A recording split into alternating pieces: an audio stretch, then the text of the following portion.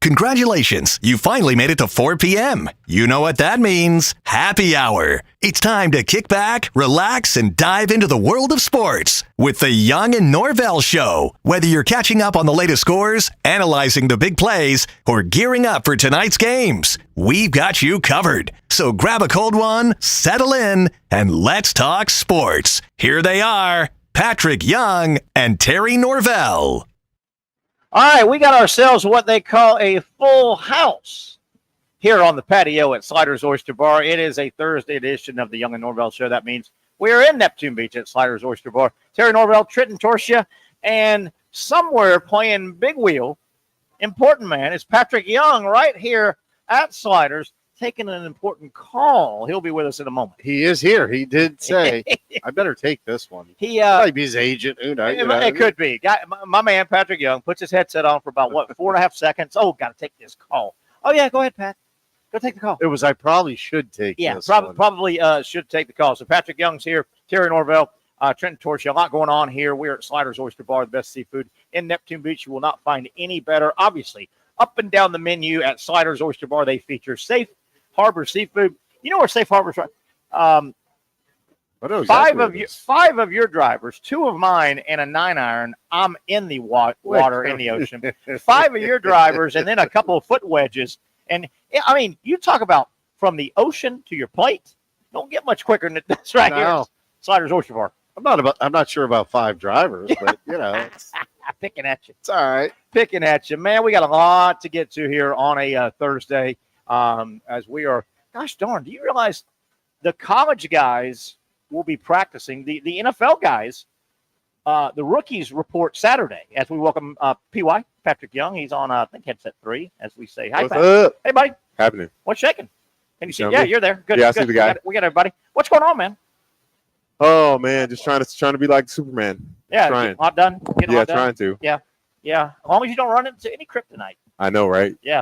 Tell me the shirt. What do we got? It was pretty cool. Shirt. Oh, just representing the company. Bad Wear? Radwear. Rad. Okay, Radwear. So they're the ones that made the Gator Boys hats during the basketball tournament. There you go. Yep. Good That's for pretty them. cool. And those blew off. Oh, I mean, yeah. they were Those blew up. caps were legit. Yeah, they were cool. The white hat. You know you like white hats. I know. I'm kind of a white hat guy. I like summertime. I like white. White's fresh and It's never out of date. Spring, summer, right? I just like that. But you can't sweat in a white hat. I know, right? It looks so nasty. And my Spurrier hat is getting a little sweat ring on it. And is there a way to clean that? It's said with baking soda. Ask Chad. I asked ChatGPT. Or will you mess it up? Sometimes you try and you go, I'm scared because I may mess it up more than I fix it.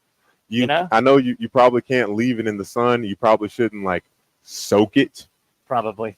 Probably shouldn't wash it in the washing. And that's it's a hand wash thing for sure. It's the same with I've got a couple pairs. I'm not a tennis shoe guy.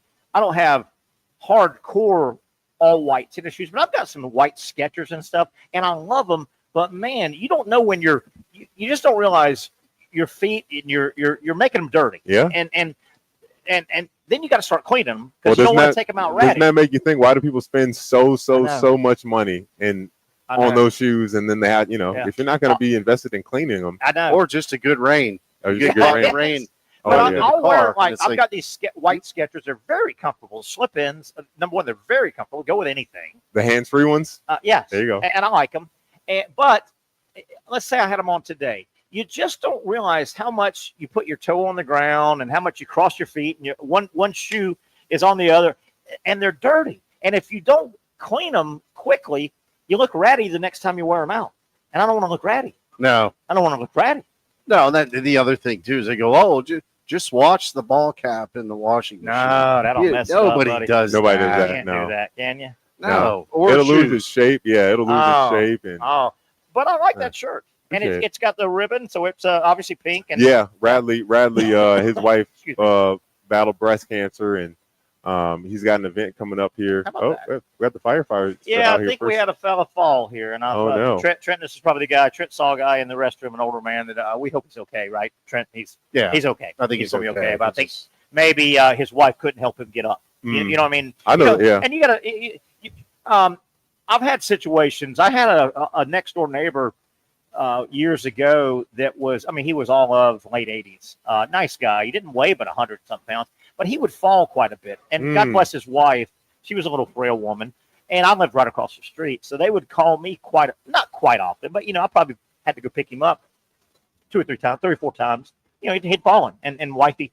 And, if that was a 120-pound barbell, well, you just grab it and muscle it up. Well, that's a human being. Right. Yeah. And you got to be careful. You got to be careful. You can rip their shoulder out or whatever. Yeah, it's a lot could happen. The firefighters who are coming, they know how to do that.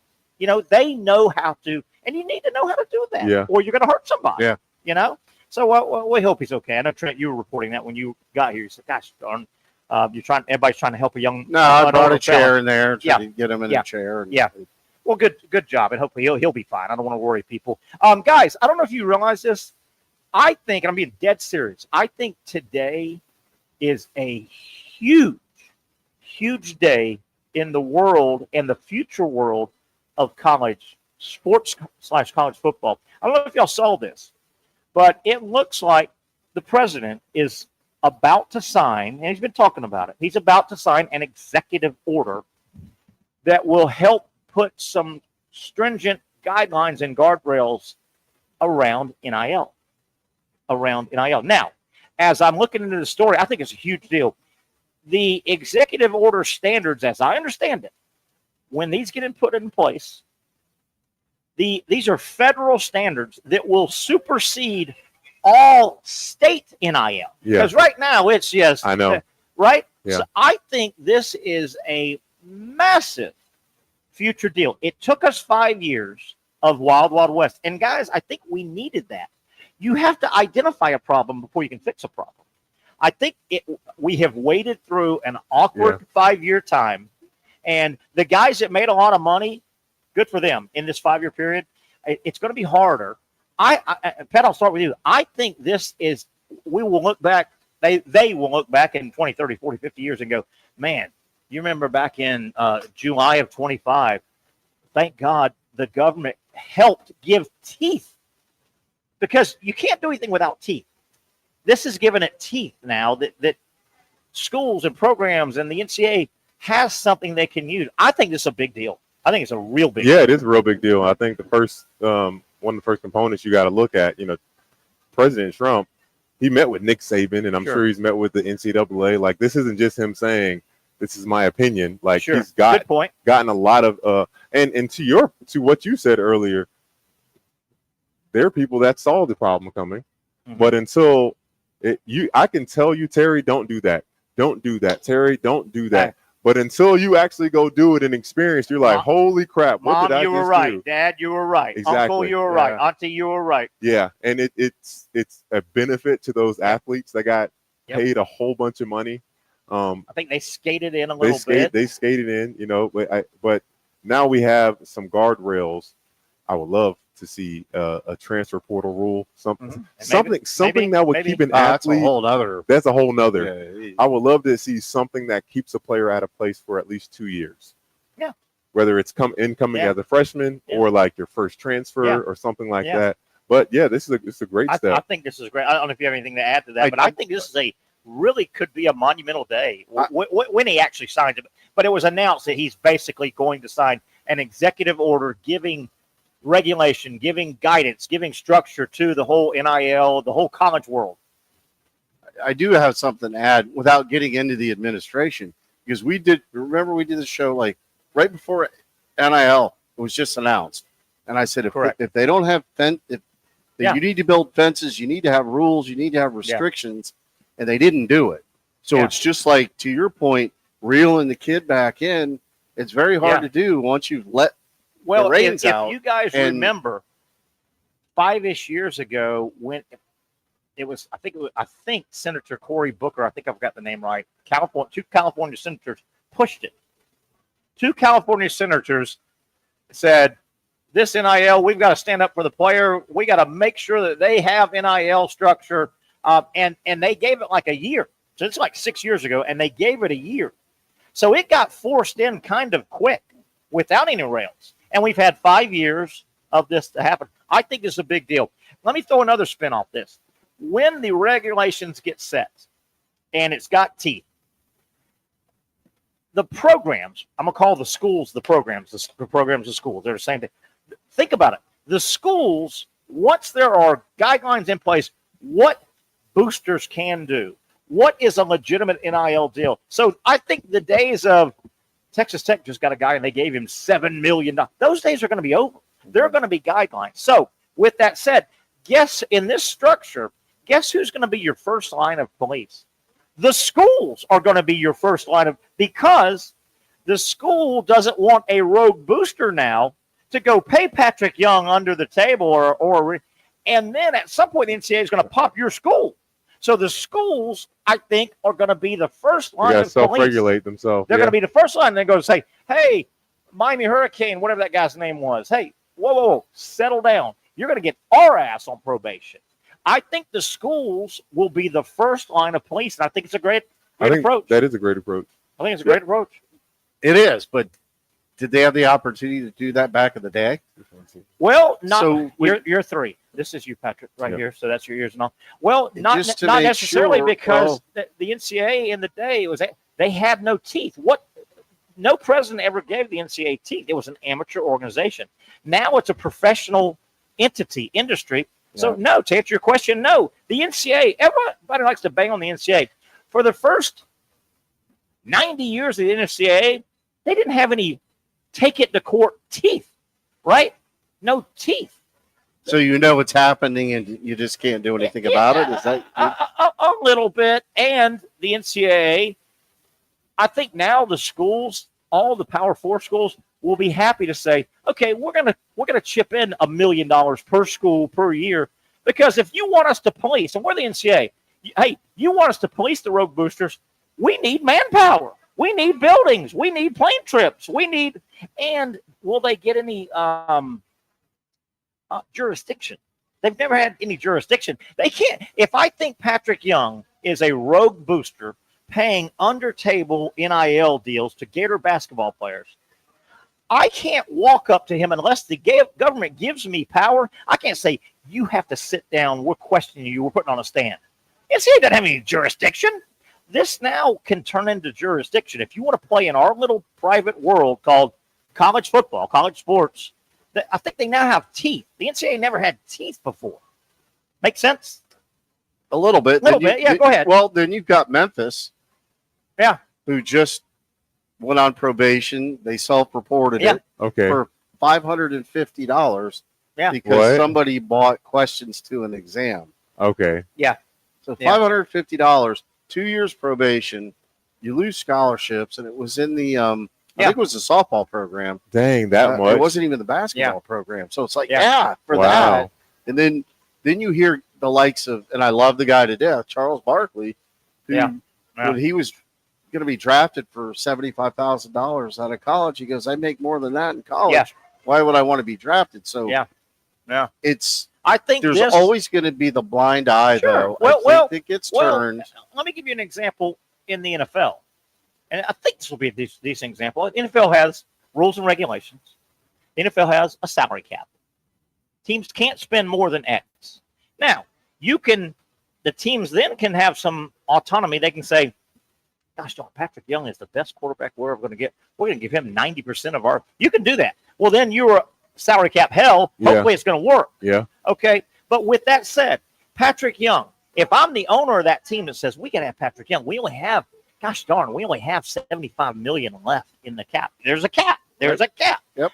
I can't say. It's a hard cap. I'm Terry Norvelle, and I own apartment complexes all over the country. I'm a gazillionaire. I can't go, you know what, Pat? I know you want $100 million, and you're worth it. We are cap strained.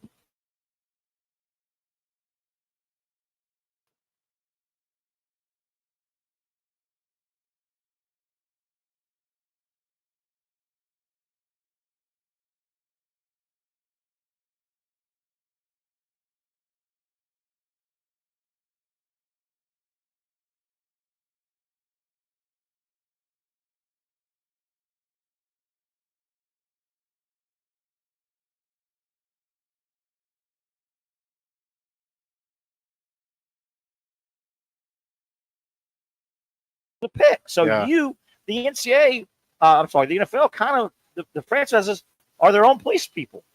You know, of fairness. Yeah, absolutely. Yeah. And I would certainly say, wait a minute. Miami got, Commissioner Goodell, Miami, they got Patrick Young, the great quarterback. They didn't have enough space.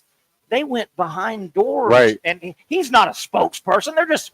We talked with him. We saw that he was worth $30 million, and he only took 5. Yes. But we've got it on authority. They're just sliding him. They're calling him the spokesman or whatever. He's not. That's bogus. Yeah. So in that way, I think the schools are now going to be the first line of the police. They don't want to get in trouble because the NCAA, if they're smart, when this all gets settled and it gets out there, you almost, I hate to say this is going to sound so bad, but if you threaten the electric chair, you almost have to fry somebody first, right? Yeah. I think there's going to be, once this gets set, and I don't know if it's going to take a year or two to get some rules and regulations, and it may be massaged here and there. It's gonna take something serious. Somebody needs to get popped. Yeah. And I hate to say that. That'll reel it back. There'll be an example of it. Yeah. It's like, well said. Boom. Well said. Here it is. You know, those crazy countries, don't steal, don't steal, don't steal. If you steal, we're going to put you in the front of the Times Square and we're going to cut your hand off. You got to cut somebody's hand off at some point. Yeah. I think there's going to be a school that they don't want it. The school doesn't want it, but the NCAA is going to need to pop somebody. They're going to need to pop somebody. But guess who it's not going to be? Who? It's not going to be Notre Dame. It's not going to be. Well, think about it. So the first and only death penalty. Now they did a lot. Nobody in the SEC, SMU, right? SMU, first and only. Now they did a lot to be the first and only. They had all that oil money. They were doing it, but it is what Trent said. You know what? It wasn't Alabama. It wasn't Florida. It wasn't Georgia. It was SMU. SMU. Who? Yeah. I mean, yeah. It's going to be an example of one of these Power 4 schools just trying to push the envelope and do something. Yeah. But you want to avoid what's happening between Miami and Wisconsin. Yeah. Things like Smelly. that. A lawsuit. Smelly. Like, and Pat, you and I talked about that. You just going back to the NFL. The NFL just cannot have the New England Patriots suing the Dallas Cowboys. That's a bad look. Bad look. And who's running the asylum over there? Because then we get let into more stuff of that gets out about what's going on. I don't know if those depositions become public at some point. I think at some point they are public knowledge. I think unless they're sealed by the judge. By a judge. But you've got if you've got jury or what have you. Yeah. Once the statute of limitation runs out, they can write books and stuff like that. So eventually that's going to roll out, and people are going to know. Wow. What Paul Harvey used to say, the rest of the story. The rest of the story. I think it's a big deal. I think today's a big day. I think it's the start of a structure. And again, I always caution people, all these fans wanted it to be spit, shine, and perfect day one. It's going to take some time. It'll take some time, yeah. The NFL took time. The NFL didn't get their free agency and their salary cap right from day one. It takes time. So let's just bring this up. What about Major League Baseball? So they have a salary cap, but you can spend as much money as you want, and then you pay a luxury tax. So if I'm the LA Dodgers, they just set their salary cap. Here it is. Right? They just set their own salary cap. It's like just let it fly, man. It doesn't matter. Right? You can't. You're playing the game the way it is. And as Casey said yesterday, we brought it up on the show. And Casey, if you're there, feel free to chime in. I was reading what's going to happen in the second half of Major League Baseball season. And one thing I saw and went, ooh, and I asked Casey yesterday, and he said, yeah. I read a thing that said coming up, maybe not the second half, but in the very near future in baseball, they've got about 17 months of the current labor situation, and there's a good chance there'll be a strike. And I think the strike is going to be over. Yeah. We got to figure something out. Yeah. You can't have a luxury tax where basically the richest of the rich set their own salary cap. That and on top of it, that and allowing deferred payments. Yeah. Those on top of each other at the same time. That's how you get around it, right? That's a great. You can't have both of those things at the same time. Well, guess what? I'm not a financier. I've never understood when they go, well, we're paying Pat Mahomes $400 million, but the first year it's going to be $2 million. Yeah. That's what Otani's making. $2 million technically this year. And guess what? Yeah. How about guess what July 1st is? What's that? Bobby Bonilla Day. Oh, okay. He still makes $1.19 million every July 1st because they deferred his contract until when? 35, I think. Wow. Yeah. Because they in 2000, I think it was 2017. What was the deal? It benefited both, but It's a lifetime, basically a lifetime contract. When he signed, and I'm piecing this together because it's been a while. When he signed, he was one of the better players in baseball. When he signed with the Mets, he's been in the league for a long time. Power hitter, switch hitter, all that stuff. And he got like a 10-year, $40 million deal. After 3 or 4 years, and he was declining and was about to retire. I don't know if the Bonilla went to the Mets or the Mets went to Bonilla and said, "Hey, we got an idea. What was the deal? We'll pay you more. We owe you 15 more. The contract says we still owe you 15 million. I tell you what, instead of us having to give you that 50 million all at one time, we'll pay you 20 million over the next 20 years at 1.9. So he'll make more, but they got to chunk it out. Now, the word is, if you talk to finance people, they say that it wasn't a terrible deal for the Mets either, because instead of taking their bank, the Mets, and saying, "I do owe you by contract $15 million. Here's $15 million. Here's your buyout, basically. You've lost $15 million, the Mets, of your bank. But I'll pay you extra, but I'll pay you $2 million a year. So I give you 2, and I still have 13 that I'm using as working capital as interest. Then I give you next year another 2. I'm still plus 11. You might have made that back. So financiers say it wasn't. Financiers ran that down and said it's actually a pretty smart deal for the Mets as well, because they got to use his money as operating capital and interest. That's smart. And instead of giving it all at once, they went $1.9 million, $1.9 million. Yeah, it started coming down, but that's operating capital.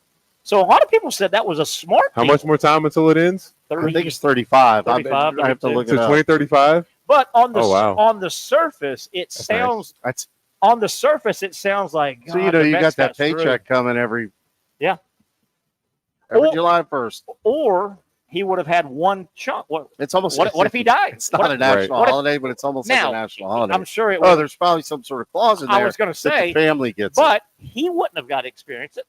Now, if he got 15 million at one time, he would have had 15 million. Well, the other side of the argument is, what was that money worth then? Oh yeah, when I say versus now, when I say finance people, you can look it up online. I've done it before. Hardcore finance people have done exactly what you said. They amortized, they interest back then, and it's actually a pretty damn good deal for both sides. Yeah, I mean, they wouldn't have done it otherwise. Absolutely, they were. Yeah. But on the surface, it sounds so one-sided. What? This guy's getting $1 million a year, July 1st until 2032. That sounds like you've pulled the wool over my eyes. Yeah, well, if people are saying the Mets are stupid, why would you do that? The Met people and a lot of finance people say, I think every franchise would like to do that kind of payout because you keep that working capital. And guess who gets the interest? Not Bonilla. He doesn't have the $15 million. No. You keep the money getting your interest. Yep. Well, to Patrick's point, the value of the organization's gone up. Ticket prices have gone up. Yeah. Merchandise has gone up. Yeah. So that $1 million I have to pay you seems like a drop in a bucket, Yeah. $250,000. Yeah. Probably. You should make it back. As we break here at Sliders Oyster Bar, has anyone followed? I have not. We can jump on it here. If anybody followed the first round of the British Open, it should be complete now. What are they, 5 hours ahead ish? It's in Northern Ireland this year, right? Northern Ireland. You can pull up the results. We'll put up here. There's one guy that's a stroke back in the lead. All right, we'll take a look at it. And I'll give you a guess when we come back. I guess. Does it start with an S? It does indeed. Maybe 2 S's. Yes. S squared. Didn't see that. S squared. Didn't see that coming. All right, one segment down, a long way to go. Patrick Young, Trenton Torsha, Terry Norvelle, and you coming to you live from Sliders Oyster Bar here in Neptune Beach.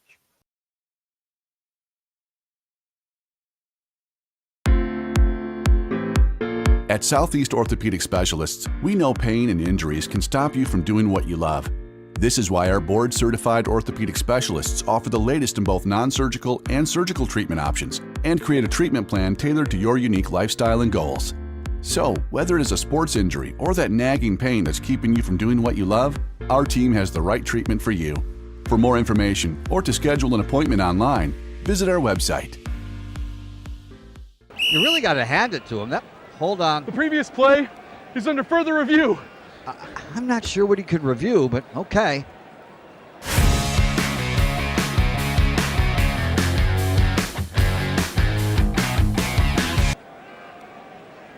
Sure has been a while.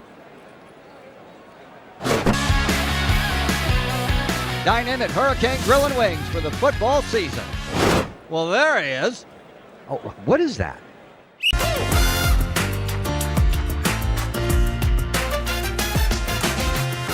Empower a future, inspire a dream.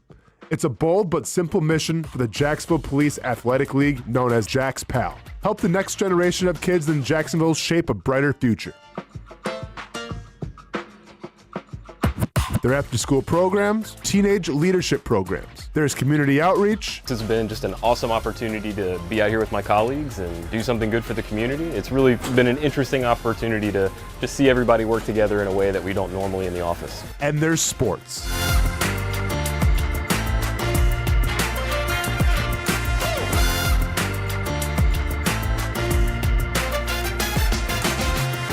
There are also ways you can help the next generation with a donation of any kind. Just visit jaxpal.org to get more information. Empower a future, inspire a dream with Jax PAL. Finally, a family atmosphere, kid-friendly restaurant with a real sports bar feel. Bricks Jack's Beach features all of that and a large, climate-controlled covered patio with misting fans and heaters for all seasons. Mix in an extremely diverse menu that features the most quality and affordable steak at the beach, and there's no reason not to enjoy your next lunch, dinner, happy hour, or big sporting event at Bricks Jack's Beach, 300 2nd Street North in Jacksonville Beach. See you at Bricks Jack's Beach. There's a saying in sports, you can't win them all, but you can win a lot with good folks on your team. Like that one painter, First Coast. It's tough to beat the sun in Florida, so your home fades. It's tough to beat that HOA when they come calling. Beat the sun, beat the HOA with that one painter, First Coast. And it's a good time to do it. Less rain to work around and painting in mild temperatures is perfect. After all, the paint bonds to the surface so much better. Give that one painter First Coast a call at 904-417-3557 or look them up at first-coast.thatonepainter.com. Fast estimate, guidance on color and HOA requirements, and the highest quality job you'll find anywhere.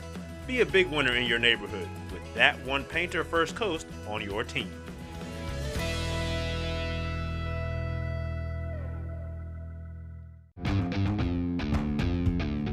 When you think sports, you think Action Sports Jax, the official station of the Jaguars, on location for every game. But the most experienced team in town doesn't stop there. From high school football to the big events in the area, Action Sports Jax is always on. Now, we take that to a new level. Action Sports Jax 24/7 is around-the-clock coverage of the teams you love and the moments you can't miss. The best local sports in Jacksonville on Action Sports Jax 24/7. Oh boy, there you go. Hot and steamy. It is July. Welcome back. Patrick Young's here. Trenton Torshia, our baseball guy from Mississippi State, is here. I'm Terry Norvelle. Casey Kurtz producing. We are at the patio, on the patio at Sliders Oyster Bar. We want to go over the first round of the British Open. It's pretty much complete. But Pat, you got something going on. You made a trip. Yeah, it was cool. Dallas. Big D. Well, first off, when I got to Dallas and I was going there, was a conference called What Drives Winning, a corporation that they use question-based leadership with coaches and players. That the primary one that Brett Ledbetter talked about a lot has a relationship with Mark Daignault, head coach of Oklahoma City. Yeah, just won the title, right? It was just so cool to see in these clips how Mark Daignault's language as a coach was directly reflected in the actions of the players. Like, you might not notice, but subtly, after winning the championship, Shai Gilgeous-Alexander, he's like not even in the front of the parade, like when they're on the court. And when they call his name for the MVP, he's kind of like, me? Like, for real? Because they are such a team first oriented. On the team. So I'll give you a beautiful example. A beautiful example. Chet's out of the year, mostly with that hip. He like fell down because he's so skinny, so thin. He fell, he hit his hip, fractured it. Right. He's missed 50 games. Games coming back, they're going up to play in Toronto. Remember, Shai Gilgeous at SGA, he's Canadian. So this game was getting broadcast. They were playing fine without Chet. Like, could they say I won the championship without him? I don't know. But at that point, they were playing fine without him. SGA doesn't take a shot in the first quarter. He gets the ball to Chet as many times as possible to try to get help to try to help him get into the flow of the game. Like, that level of selflessness is what makes that team special. Because, you know, you look at teams like that tried to do the super team thing. Yeah. Let's look at the Nets. They tried to grab Kyrie Irving, Kevin Durant, and James Harden all at once. That imploded quickly. All alpha dogs, by the way. All alpha dogs. Oh, look at and try to do it again.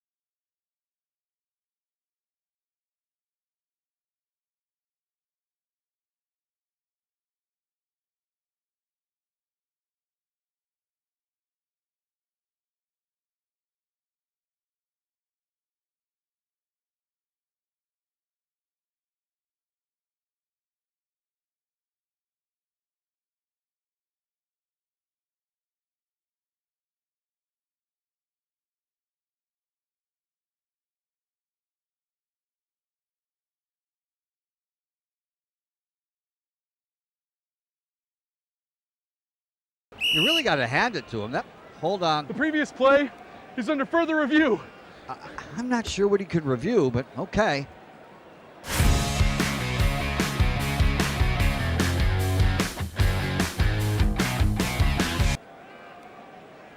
Sure has been a while.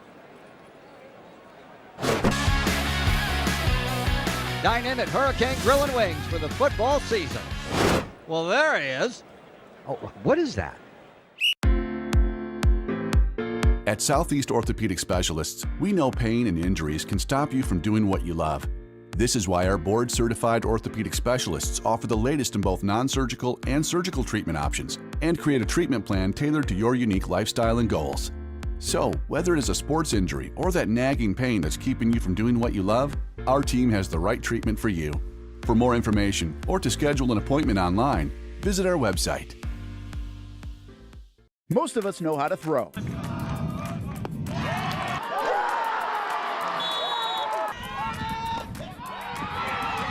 But you need to know what to throw. I'm not talking about footballs, baseballs, softballs. We're talking about those items you need to recycle. Republic Services explains it easy. Recycling simplified. 1. Know what to throw. When in doubt, throw it out. 2. Empty, clean, and dry those materials. It takes an extra minute, but it makes a big difference. And 3. Don't bag it. This makes the recycling process faster and more efficient. This is a look at the Republic Services North Florida Recycling Center. You can make this process even more efficient. By utilizing those 3 steps, Republic Services can help you become a better recycler in your home. Learn more at recyclingsimplified.com. Finally, a family atmosphere, kid-friendly restaurant with a real sports bar feel. Rick's Jack's Beach features all of that and a large, climate-controlled covered patio with misting fans and heaters for all seasons. Mix in an extremely diverse menu that features the most quality and affordable steak at the beach, and there's no reason not to enjoy your next lunch, dinner, happy hour, or big sporting event at Rick's Jack's Beach, 300 2nd Street North in Jacksonville Beach. See you at Bricks Jacks Beach. Baker Sports. It's a hometown business filled with hometown people trying to make you feel right at home. Chris Conley, Jacksonville University. Walker Wright, class of 2018, West Nassau High School. Michael Young, Fletcher High School. Baker Sports started in a grassroots way and now outfits much of the Southeast. Will Olive, Mandarin High School. Go Stangs. High school sports, travel sports, youth sports of all kinds. They are a one-stop shop carrying Nike, Adidas, Under Armour brands, and more. Vincent Caldes, Oak Leaf High School. Tony Mazzio, Sandalwood High School, class of 2002. Samuel Coffrin, Paxton School for Advanced Studies. Whether it's sports teams on the field or it's your team in the workplace, like our Action Sports Jacks team, and community events like the Dream 18 Golf Tournament, and many others. Cole Tilley, Hilliard High School. Reagan Webb, Eagles View Academy. Look good, feel good, play good with Baker Sports. Custom sports apparel since 1997. Shop with the hometown team at bakersport.com. The rhythm of my heart is beating like a drum, with we are martyr rolling off our tongues. Never will we roam, for we know our place is down. Where the ocean meets the skies, we be sailing. Where the ocean meets the skies, we be sailing.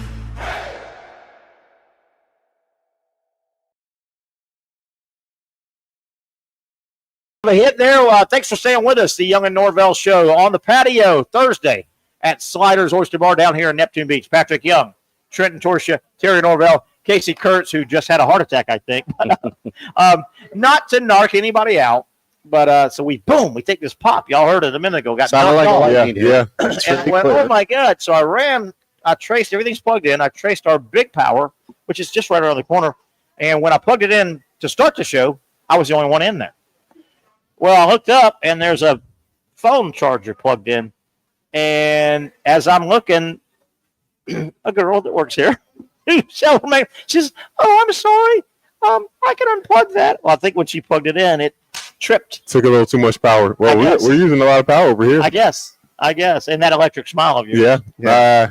Getting that electric smile out. Yeah. Right? Yeah, so. Where were you at? Did you finish your Dallas story? No, I didn't. So what was really cool, I got a chance to meet Dylan Gabriel and Paige Beckers. Really? Yeah, and I was in the back with the green quarterback and the WNBA. Yeah, in the back, and chatted with Dylan and his fiance. Man, he's just a normal guy. Dylan. He's just a normal. He's not very big. Okay. No, it's like maybe 6 feet tall. He looks 6'6". He's not a big guy. Doesn't he look thin and tall, Gabriel? Not thin. He's a solid athlete, but and all the questions in our minds thinking about that quarterback room. But apparently they're tight. It's a really tight, niched, very likable quarterback room. What was cool? And he's in it with Shador. So his quarterback thank room you so much. is Shador. Let's be respectful. Joe Flacco first. I'm sorry, foremost. Joe. Sorry, Joe. Kenny Pickett. Then I'll go Dylan Gabriel, then Shador Sanders, and Deshaun Watson last because they've got that many QBs. It is what it is. Well, yeah, it is. Oh. Yeah. So it's very curious. Gabriel, was he a draft? He went ahead of Shador. Ahead of Shador. 4th round. So I'm very curious, and I'm sure we all are, of what that's going to look like. I don't know if the Browns believe they have their guy quite yet in their room. So, but I really think it's unlikely they'll go Joe Flacco rookie. Yeah. Or Kenny. I don't see rookie being in there, because then if you got another guy, like your development, the time that you get a chance to show if you can figure it out, it's all short. That's always, man, we should start the other guy. Man, we should and that's not good for any quarterback. That is tough. Mm-hmm. That is tough. Let me ask you this, Patrick Young. You brought up Shador, and you brought up Gabriel. Gabriel had a big college career now. He threw for a bunch of yards. He was a good passing quarterback. That Oklahoma-Texas game was one of my favorites I've watched in the last few years. It was like 600 yards, wasn't it? Yeah. He threw a touchdown in the corner at the end. And drafting guys on top of guys.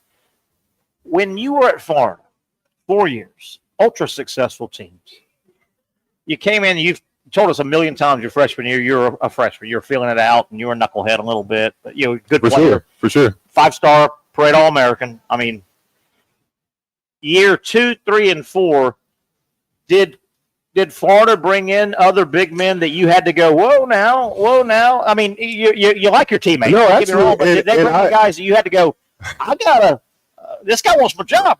No, I think it kind of deterred those players from coming. From going. Okay, that makes sense. That makes sense. Look, too. Jarnell Stokes, he came on official visits with Florida. I just think like me and him back and forth would have been unbelievable. Joel Embiid. You're talking about John L., the older one that was the really good one. Yeah, John L. was his younger brother. Yeah, it was. Played a year and bounced around. He wasn't. He should have never been at Florida. Then you got who else? Joel Embiid.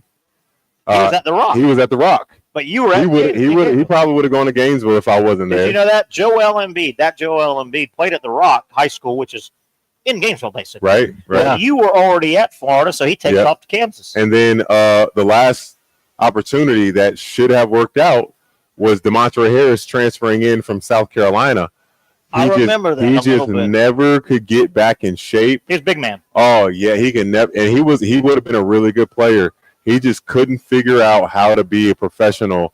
And of course, you don't expect the kid to be a perfect pro in college, but going to class, remembering plays, showing up for practice on time, embracing the weight room, like that was none of the things that he. So he was a knucklehead. And sadly, he got a really bad infection.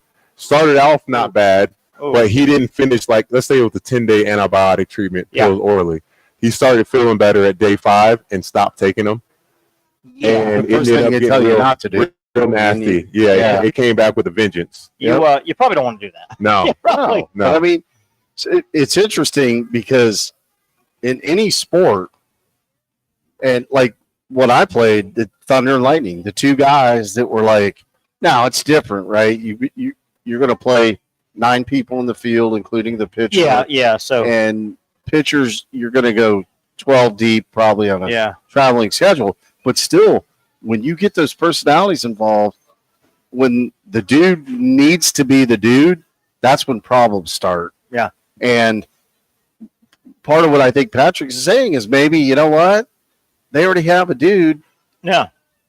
I'm not going there. I'm going to stay away from it. But it's like, but as a coach, a good coach would transition to a little bit of a different scheme, right? If they had, the messaging from the coach is like, this is an opportunity for you to compete, and so what if he's better? You get to play against him every day in practice. If John L. Stokes went to Florida and you were already there, would he have been the 5? You'd have been the 4. How do you? I don't know if Coach would have played us at the same time because neither one of us were shooting it. But maybe he would have. Okay.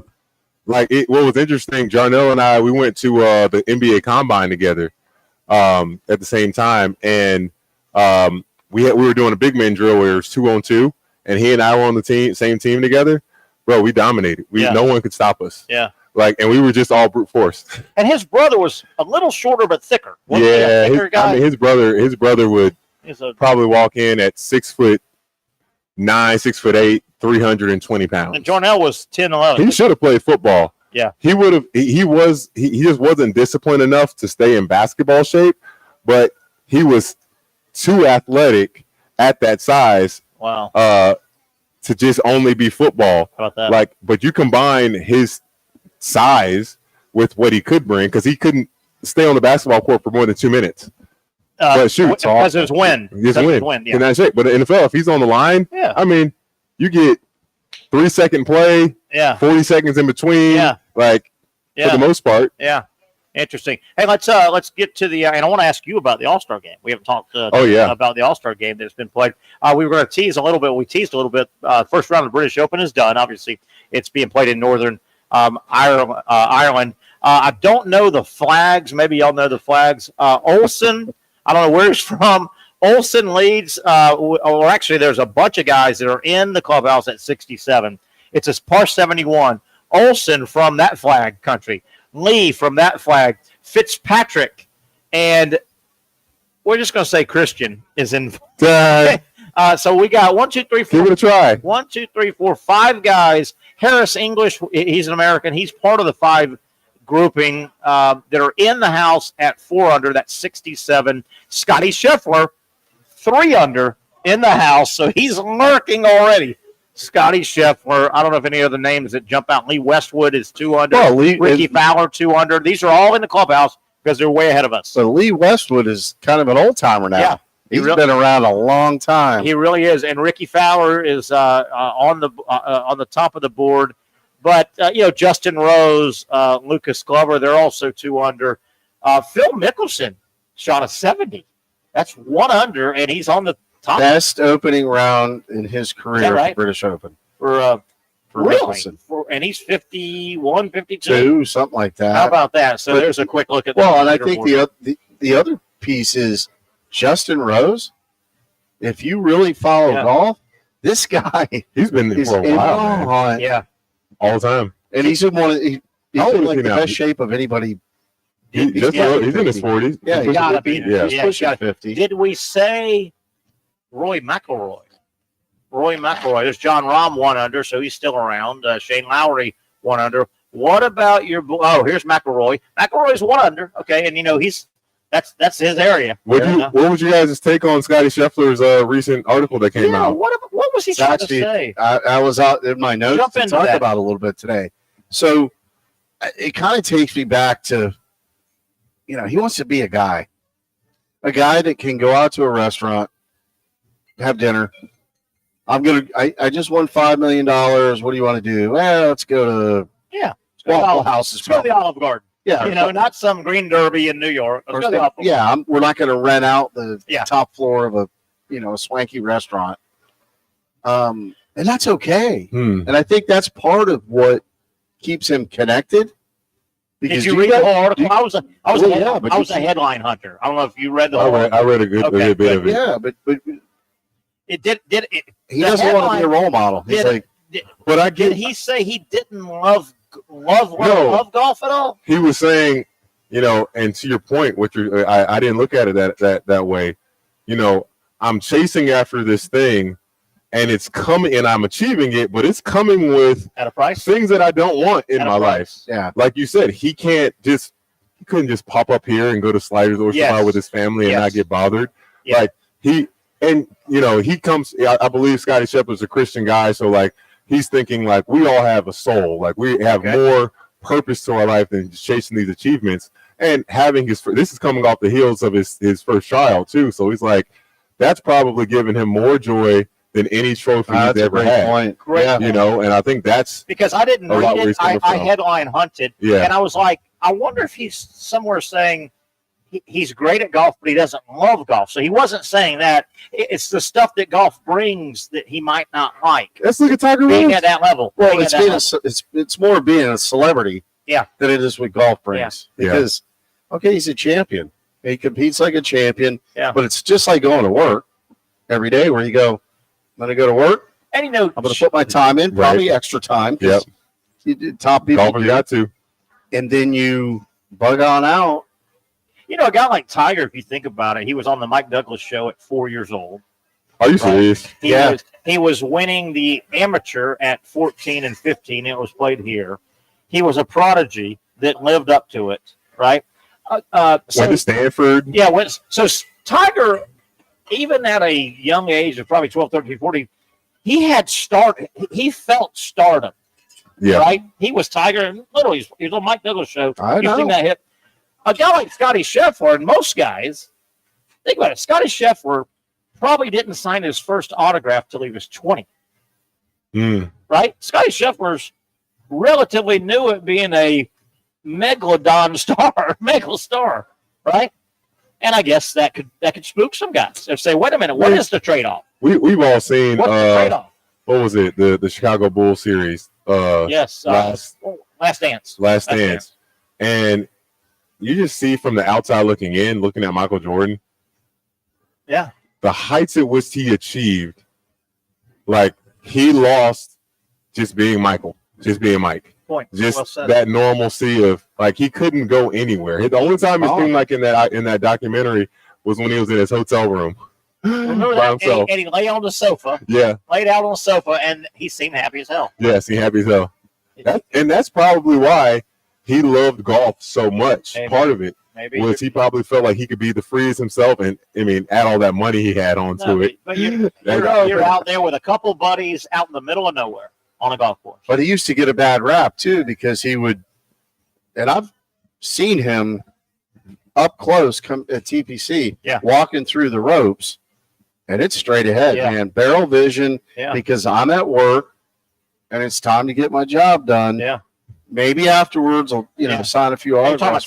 Yeah. But right now, I know I'm at my office, and the only person that can interrupt me is quintessentially my boss, which is my caddy. Yeah. I mean, right? Let's say, hey. Getting back to Michael Jordan, I think another thing that really chapped him a little bit as he became Michael Jordan, he and I respect him for this. You don't have to take a stand, even though you're a public figure. Yeah. Michael Jordan never, ever purposely, he never jumped on culture issues and social issues. And his community, some people, I should say, in his community wanted him to. But some guys just, he would never, if there was a racial thing or something, he never jumped in one way or the other. And some people got mad at him for that. Wait a minute. You've got such a pulpit. You should. And I kind of respected him going, I don't want to do that. Yeah. I just don't want to be that guy. I love the idea of someone having reluctance going into this position of power. Someone that's like, I want this power so I can influence. I think they're going to be much quicker to be corrupted by that power. Yeah. But someone like Jordan, I'm sure there are things like he can look back and say, I wish I would have, but he made it clear, I'm not using making basketball. Like, I'm about basketball. This is what my brand is about. Yeah. Don't try to force me to make a change into to who I don't want to be. And to not bend the knee. Then the ones that do that, people go stay in your lane. Right, exactly. Yes, good point. So, damned if I do, damned if I don't. Yeah, because there's a group of another group's going to say, wait a minute, how are you weighing in on this? How can you weigh on this? You live in an ivory tower, you drive you don't drive your own car, you got that. Yeah, damned if you do. Damned if you don't. Damned if you don't. Let me tell you guys, we talked a lot of basketball. A couple more weeks of the Coach Martin, as you know. JBA. The JBA, Jacksonville Basketball Academy summer camps are rocking and rolling. Plenty of time. We got, what do we have, about three and a half more weeks of camps. They end early August. So you've got time. Them yellow buses coming back, everybody. Isn't that something? School starting. Those yellow buses. Fun times. You've got a basketball player in your life that wants to improve their game. You still have time. The Jacksonville Basketball Academy, from third grade-ish all the way up through high school, whatever level you want to get that basketball player to, they've got a camp structured for that level. Here's what you do to find out all the information and where you can get signed up, how you can get signed up. Find them on the online. Look them up on Google. Jacksonville Basketball Academy. All right, guys, let's take a break. When we come back, I've got some sports history I think y'all going to like. Here we go. And we can take any topics you guys have as well. Got a lot of other stuff to get to, but I've got some great sports history, including you got to be pretty big boys to be able to say this. Hey, Williams sisters, the tennis players. Hey, Williams sisters, hold my beer. I got two guys that are big enough boys to say, Venus, Serena, hold my beer. I'm interested. How's that for a tease? I'd like to hold a beer right now. Yeah. Hey, settle down. That's not a bad idea. Being honest. This is ice water we're drinking. I just say that's what I'd like. That's not a bad idea. 6:01, boys. Yeah. All right, deal. 6:01, big time. Wrap it up, hour number one. We've got a full hour left. Stay with us here on the Young and Norvelle Show.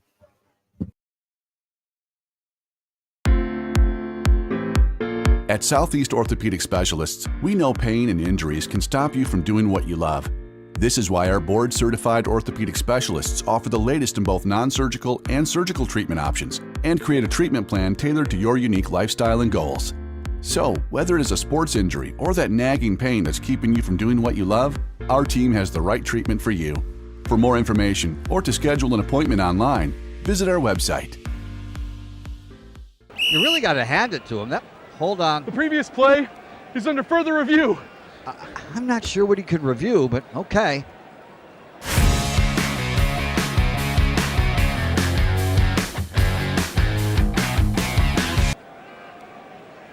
Sure has been a while. Dine in at Hurricane Grill and Wings for the football season. Well, there he is. Oh, what is that?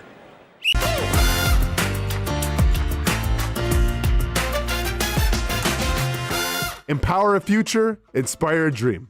It's a bold but simple mission for the Jacksonville Police Athletic League known as Jax PAL. Help the next generation of kids in Jacksonville shape a brighter future. Their after-school programs, teenage leadership programs. There's community outreach. This has been just an awesome opportunity to be out here with my colleagues and do something good for the community. It's really been an interesting opportunity to just see everybody work together in a way that we don't normally in the office. And there's sports.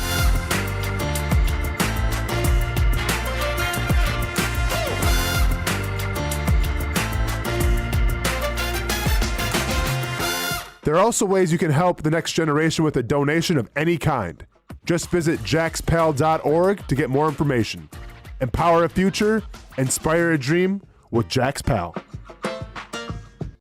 Finally, a family atmosphere, kid-friendly restaurant with a real sports bar feel. Rick's Jack's Beach features all of that and a large, climate-controlled covered patio with misting fans and heaters for all seasons. Mix in an extremely diverse menu that features the most quality and affordable steak at the beach, and there's no reason not to enjoy your next lunch, dinner, happy hour, or big sporting event at Rick's Jack's Beach, 300 2nd Street North in Jacksonville Beach. See you at Rick's Jack's Beach. There's a saying in sports, you can't win them all, but you can win a lot with good folks on your team. Like that one painter, First Coast.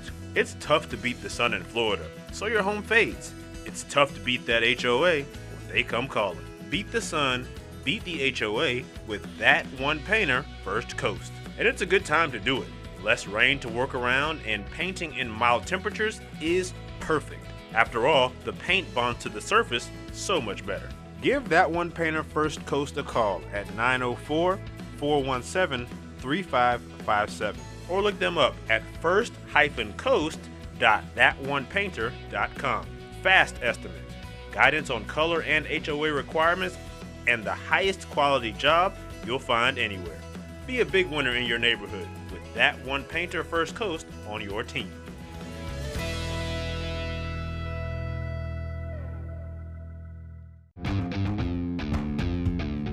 When you think sports, you think Action Sports Jax, the official station of the Jaguars, on location for every game. But the most experienced team in town doesn't stop there. From high school football to the big events in the area, Action Sports Jax is always on. Now, we take that to a new level. Action Sports Jax 24/7 is around-the-clock coverage of the teams you love and the moments you can't miss. The best local sports in Jacksonville on Action Sports Jax 24/7.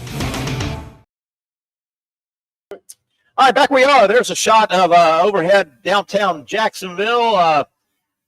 Pretty standard shot as I welcome everybody back. Terry Norvelle here, Patrick Young right there, and Trent Torsia right in the middle, the Mississippi State Bulldog. I saw, before we get to some sports history, I saw Jake Mangum, him from the great Mississippi State team. Of course I do. Who's he play for? The Rays. The Rays. Right? Quick little guy.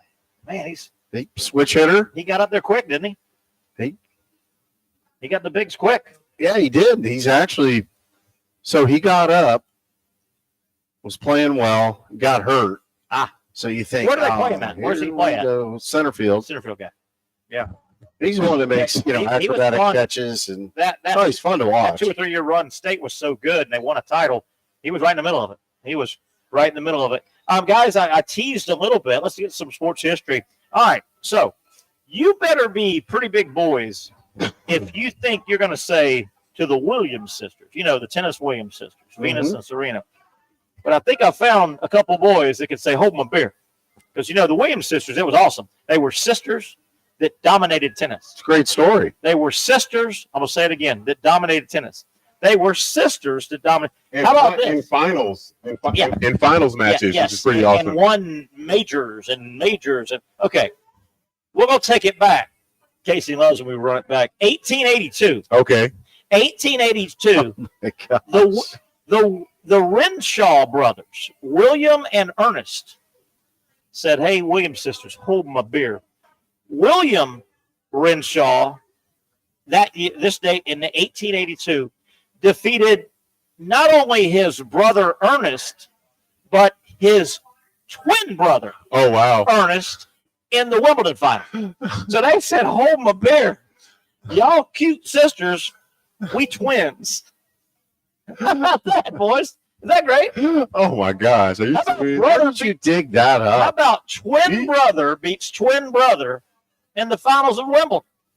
That's pretty good, man. That's pretty cool. That is pretty good. I thought you were going to bring up the Bryan brothers.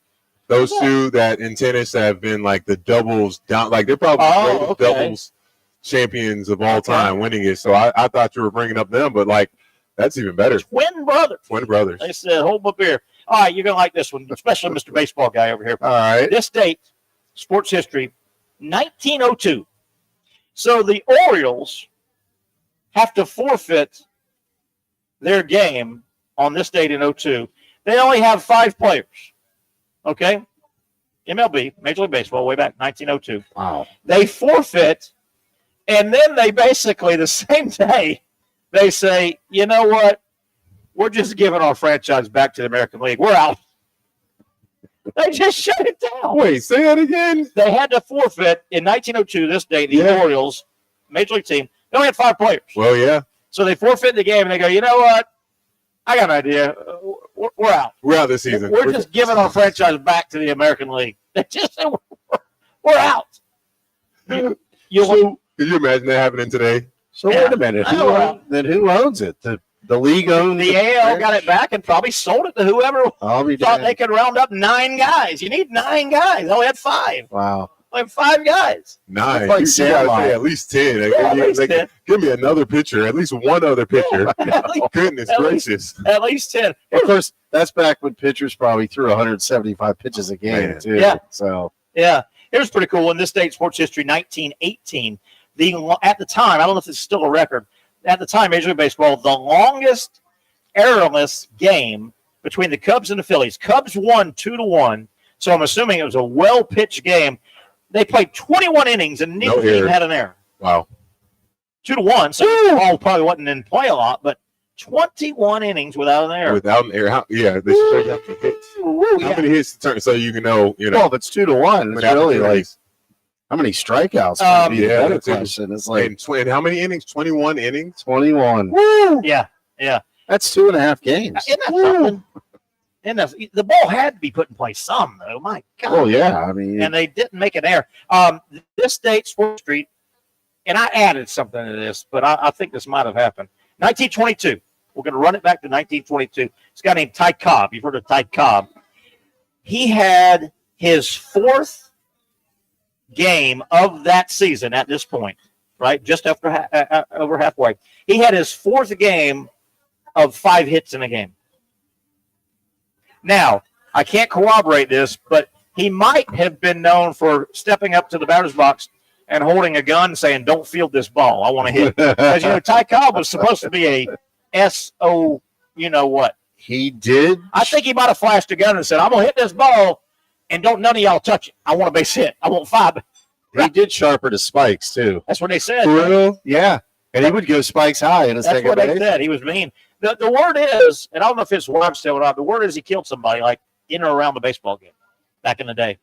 He's got an argument. All right. Yeah. Pat, say that again.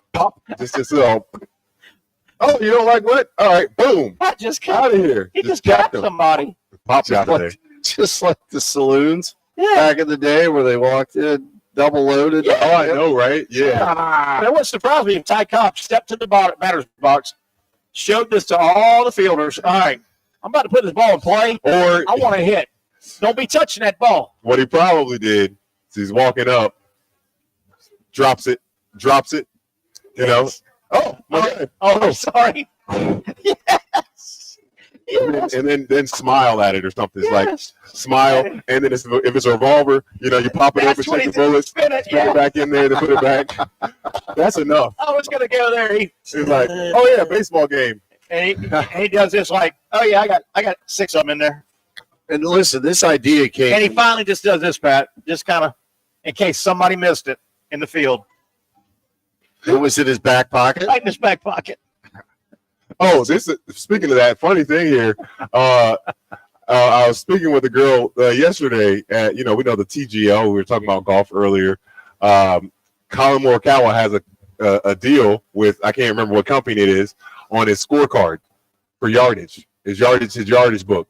So at the TGL, because he has his contract, he has to wear that in his back pocket for the TGL. There's no yardage. You're in a virtual golf simulator. Oh, and he has what you're talking about. He has to wear an empty. So this is how how the conversation came up. She's working on the women's side of golf with WME, the agency, right? And she's like, "Oh yeah, just had a cool deal with one player. It was a sponsorship on her collar." And I was like, "How much is that? How much was that sponsorship?" She's like, $500,000. I said, "What?" Oh my! She's like, "Yeah." So it goes in golf. It goes. This is the main one. The hat. I didn't know this. Then I think collar, chest. Chest. Yeah. What else was there? I know the Sleeve. the sleeve. Yep. Sleeve spots. Like it goes in tiers. So like, if a guy's wearing whatever on his hat, and he's on the leaderboard, that camera's gonna find him. That thing he's probably getting five. I think Scotty Scheffler. I don't know who his major sponsor is. Probably getting $5 million for wearing a hat. And we talked the marketing groups. That's down to a science. They can look at today's British Open.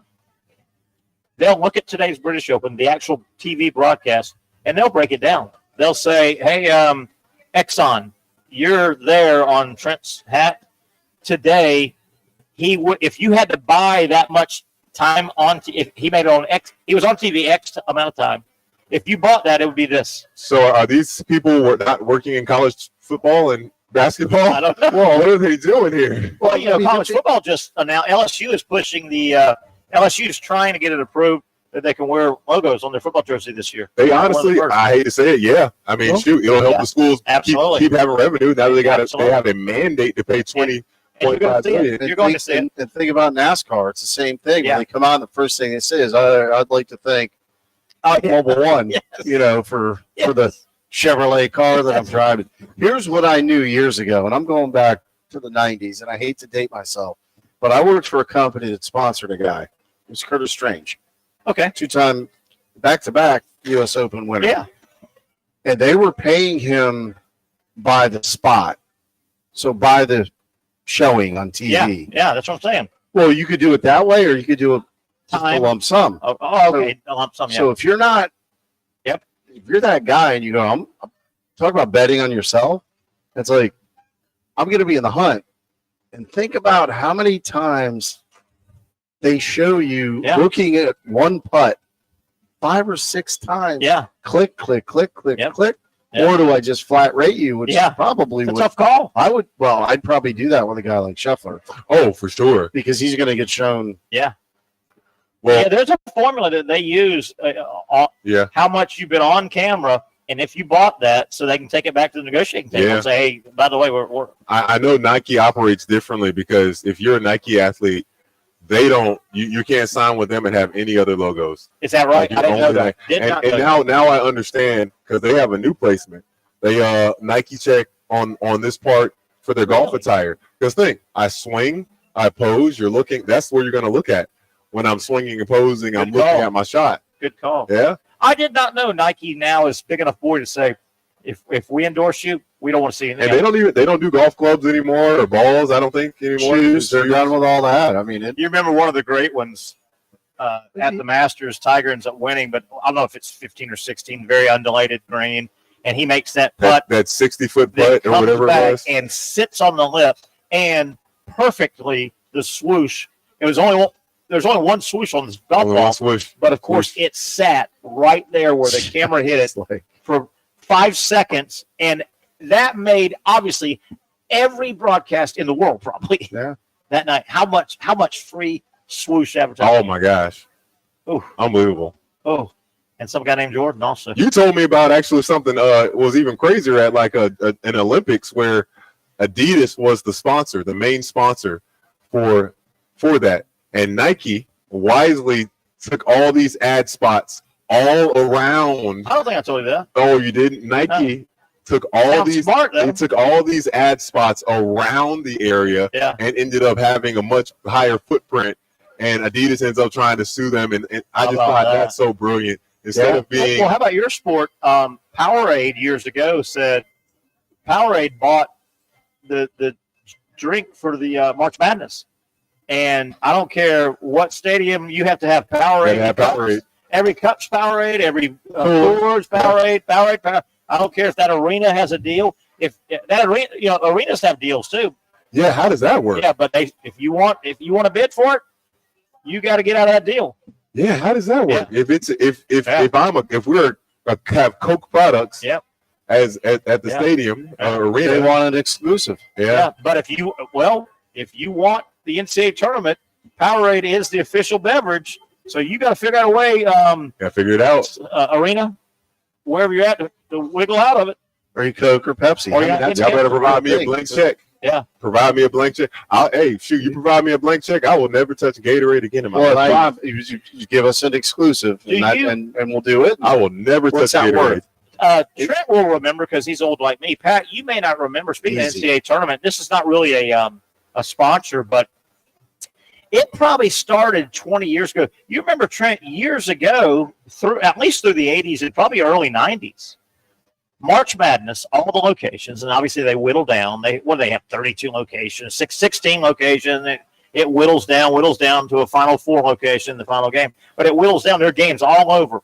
For years, up until about 20 years ago, wherever the game was at had its own court. If the game was in Rupp Arena, that part of the tournament, you were playing on Kentucky's court. And when that game was on national TV, Kentucky's court. Yeah. Now they're uniform courts. Yep. They're black and blue, right? They're black and dark, right? If you think about it. And they send those courts out. The NCAA buys them and sends them out. Mm-hmm. But let's say the O'Connell Center was big enough to host in 98. Before this started, those games and whatever TV games, they'd be playing on the Gators court. Yeah. Do you remember that? I do. And then they made it's a uniformed colored court now. And I think both baselines, they paint them Albuquerque or San Jose or whatever. I think only in the NIT, they let teams host at home and don't have to change. You don't know nothing about the NIT because you never played no small little NIT. I think it's not until the Final Four of the NIT where they're on that uniform court. Yeah. Real quick, couple more history. 1954, some guy named Babe Ruth. He was issued walk number 2,000. So they were doing Barry Bonds to him way back then too. Yeah. The Babe. This date sports history, and Casey and I talked about it yesterday. Yesterday, sports history, some guy named Joe DiMaggio got his 56th straight game with a hit. Woo. That's the record. And if you know the record, it ended at 56. So on this day. But then, 17 straight. Yeah, I was going to say 17 straight. Yeah. But on this date, the great streak came to an end in 1941. Yeah. He went over. And we talked, Casey looked it up. The third baseman, he had his name. Maybe Cleveland's third baseman in the game today that ended the 56 made two, and you could read the accounts. I think they've got it on TV. Maybe the third baseman he hit 2 bullets down third. The guy made incredible plays, so he could have easily got a base. Oh man, really? But then, so he went over, snapped his 56. Yep. The next 17 games he got a hit. I know. He could have put that thing at about 80. Yeah, could have put it at about 80. No one will break that one. Here's a carryover. And this has been all week. This date, sports history, 1987. Don Mattingly hit a home run on this day. It was his 7th consecutive game with a home run. He will go one more day tomorrow. He hit 8 home runs in a row, games in a row. A home run in 8 games in a row. Yeah. How about that? And he was the guy. Don Mattingly played 15, 18 years, long time 19 years for the Yankees. Great hitter. Don Mattingly, all those years played Major League Baseball. He had 6 Grand Slams. All 6 were in the 1987 year. He never hit a Grand Slam in any other year. How weird is that? Yeah. I mean, well, he wasn't a home run guy, but the fact that you put them together. In one season. In one season, he hit all of his Grand Slams, all 6 of them. And nicknamed Donnie Baseball. Donnie Baseball. And final one, guys, this date, 1990, the Twins lose a baseball game to the Red Sox 1-0, even though the Twins turned not 1, but 2 triple plays in the game. How do you turn 2 triple plays and lose? Yes. Yes. You don't even see that in the same season throughout the whole MLB. Recently here, there was a triple play by one player. Might have been. I think that's happened. Line There was drive near second base, and 2 guys. You tag the guy coming up. There's an automatic out at some point. Yeah, guys close enough where you can tag a guy and get him at first or it something. It might be 3-2 count, no outs, bases loaded. Guys decide first and second double steal. First and second double steal. Catch a line drive. Tag the guy that was on first coming to second, and tag second base the guy that went. Like that. Oh yeah, yeah. I think it's been done before. Solo triple play. Because people talk. Because people talk about triple play. Yeah, somebody that makes all 3 plays in an inning, and that's kind of a big deal. Yeah, not a triple play. What was the story we had? Unassisted triple play. What was the story we had? And I remember this when this happened in 1976. We had this a couple weeks ago. I remember as a kid. Remember this happened. The Rangers had a player, Toby Harrah, decent little player. Remember that name? Toby Harrah, decent player. He played a doubleheader for the Rangers and never had any chance. The ball never came. He never touched the ball eventually. Shortstop in a doubleheader. He didn't catch a fly ball. He didn't get a ground ball and throw it to first. He didn't cover at second. He didn't tag a guy out. A doubleheader, shortstop is in the middle of everything. Yeah. 2 games, doubleheader, one day, and did not have a chance. Didn't make a play. Didn't need his glove. Yeah. Did not need his glove. Could have played, 18 innings. Didn't need his glove. Gloveless. How's that? Gloveless Joe Jackson. He could have been gloveless Toby Harrah. Right? Pat, what are you researching? I'm looking catch. No, unassisted triple play. I bet there's been 10. It was a line drive, so first and second. They were probably both line drive, kind of right over the head of the pitcher, a little bit to the right. So the second baseman caught it. That's 1 out. That's 1. Batter's out. Automatic. Stepped on second base. They got the guy on second base out that was stealing. Let me see this. This is so confusing. And he tagged the guy coming from first. And he tagged the guy coming from first. Yeah. Oh yeah, that's what it was. Yeah, the guy on second. I couldn't figure it out. Yeah. Come on. There we go. The guy on second would have to get back to second. Line drive. So that's caught. 1. That's got it pulled up. Wow. It's impressive. Step on. That's 2. And then, hey, I got you, buddy. He's running right into Where you going? It's over. Double steal, line drive, 3. no out. Bingo, bango, bongo. Bingo, bango, bongo. Was it it had to be the 3-2 count? Because that's why it would make the most sense. Well, I guess it not necessarily. It was a 2-2 count. It was a 2-2 count. They could have just been stealing. Double steal. Well, here's the other thing. Where the ball was hit, if you watch the video, second baseman's moving. Yeah. You're pinch middle anyway because you got to run around first. But he's moving with the runner moving. I think that's a base hit if they're playing straight up. They're playing straight up with the base hit. Yeah. I wonder if the guy on first might have scored. I don't know about that. You think? No. Oh, it wasn't toward the gap. I couldn't see it. It was more straight center. No, it wouldn't have been the gap. It wasn't sizzled. The guy on second could have scored if the center fielder doesn't have a gun. Have y'all seen that? There's a play. I think it's a major league play, and it's almost rapid fire. 2 guys. No, maybe a guy fell down on base or something, but 2 runners come in, and the catcher, bam, bam, tags them both. Yeah, you've seen that. What? Rapid fire. I haven't seen that. There's a play coming at the plate, and somehow the 2 runners are really close. I don't know if one of them fell.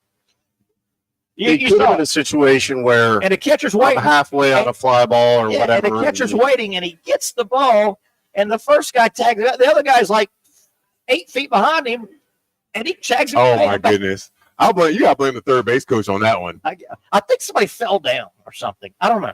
Or you run through a stop sign. Run through a stop sign. Happens too. Yeah, that definitely happens. All right, let's take a break. We've got some other stuff to get to. SEC Media Days has wrapped up basically.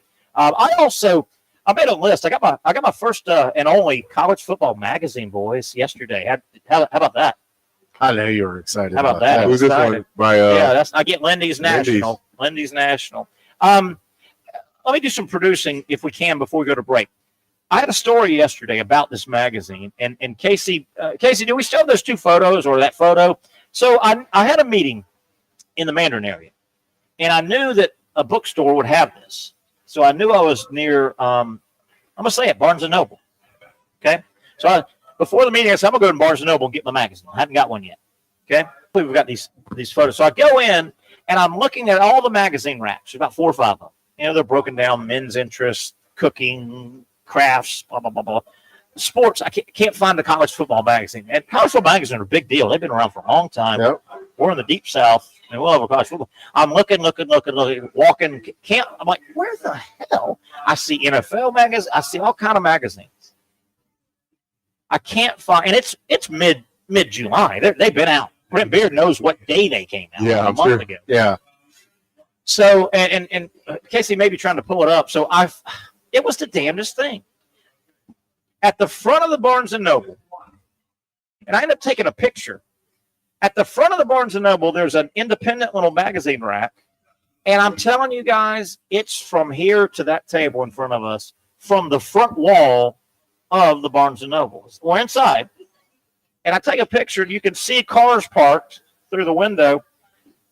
The rack, I'm behind it, and I take a picture of it, and it's got a bunch of, like, Superman and all Better Homes. Here, perfect example. Thanks, Casey. All right.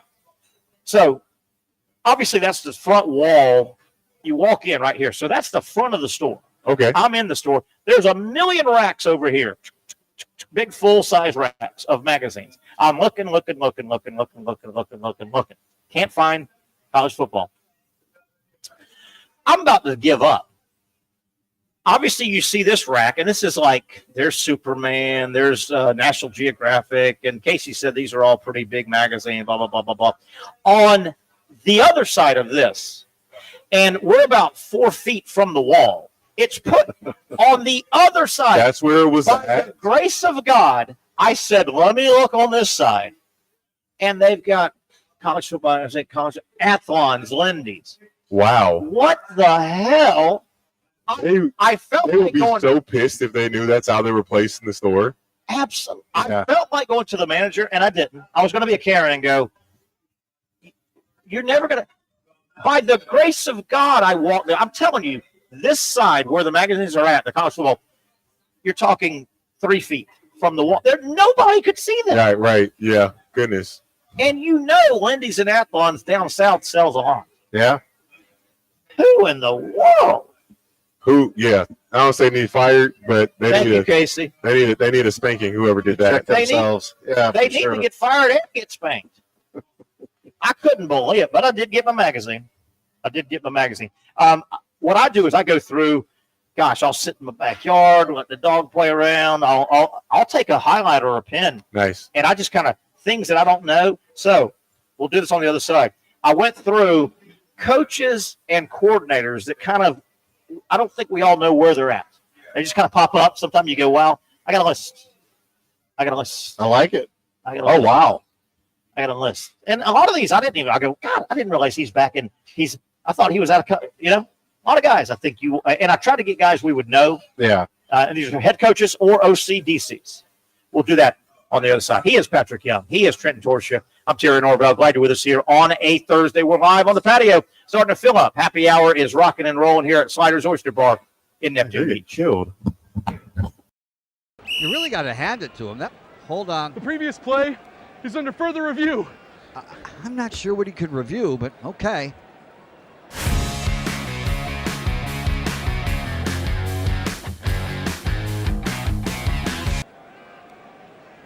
Sure has been a while. Dine in at Hurricane Grill and Wings for the football season. Well, there he is. Oh, what is that? At Southeast Orthopedic Specialists, we know pain and injuries can stop you from doing what you love. This is why our board-certified orthopedic specialists offer the latest in both non-surgical and surgical treatment options and create a treatment plan tailored to your unique lifestyle and goals. So, whether it is a sports injury or that nagging pain that's keeping you from doing what you love, our team has the right treatment for you. For more information or to schedule an appointment online, visit our website. Most of us know how to throw.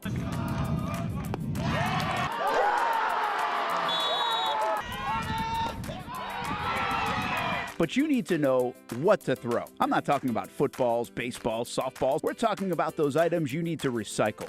Republic Services explains it easy. Recycling simplified. 1. Know what to throw. When in doubt, throw it out. 2. Empty, clean, and dry those materials. It takes an extra minute, but it makes a big difference. And 3. Don't bag it. This makes the recycling process faster and more efficient. This is a look at the Republic Services North Florida Recycling Center. You can make this process even more efficient. By utilizing those 3 steps, Republic Services can help you become a better recycler in your home. Learn more at recyclingsimplified.com. Finally, a family atmosphere, kid-friendly restaurant with a real sports bar feel. Rick's Jack's Beach features all of that and a large, climate-controlled covered patio with misting fans and heaters for all seasons. Mix in an extremely diverse menu that features the most quality and affordable steak at the beach, and there's no reason not to enjoy your next lunch, dinner, happy hour, or big sporting event at Rick's Jack's Beach, 300 2nd Street North in Jacksonville Beach. See you at Bricks Jack's Beach. Baker's Sports. It's a hometown business filled with hometown people trying to make you feel right at home. Chris Conley, Jacksonville University. Walker Wright, class of 2018, West Nassau High School. Michael Young, Fletcher High School. Baker's Sports started in a grassroots way and now outfits much of the Southeast. Will Olive, Mandarin High School. Go Stangs. High school sports, travel sports, youth sports of all kinds. They are a one-stop shop carrying Nike, Adidas, Under Armour brands, and more. Vincent Caldes, Oakleaf High School. Tony Mazzio, Sandalwood High School, class of 2002. Samuel Coffrin, Paxton School for Advanced Studies. Whether it's sports teams on the field or it's your team in the workplace, like our Action Sports Shacks team, and community events like the Dream 18 Golf Tournament, and many others. Cole Tilley, Hilliard High School. Reagan Webb, Eagles View Academy. Look good, feel good, play good with Baker Sports. Custom sports apparel since 1997. Shop with the hometown team at bakersport.com. The rhythm of my heart is beating like a drum, with We Are Martyr rolling off our tongues. Never will we roam, for we know our place is down. Where the ocean meets the skies, we be sailing. Where the ocean meets the skies, we be sailing.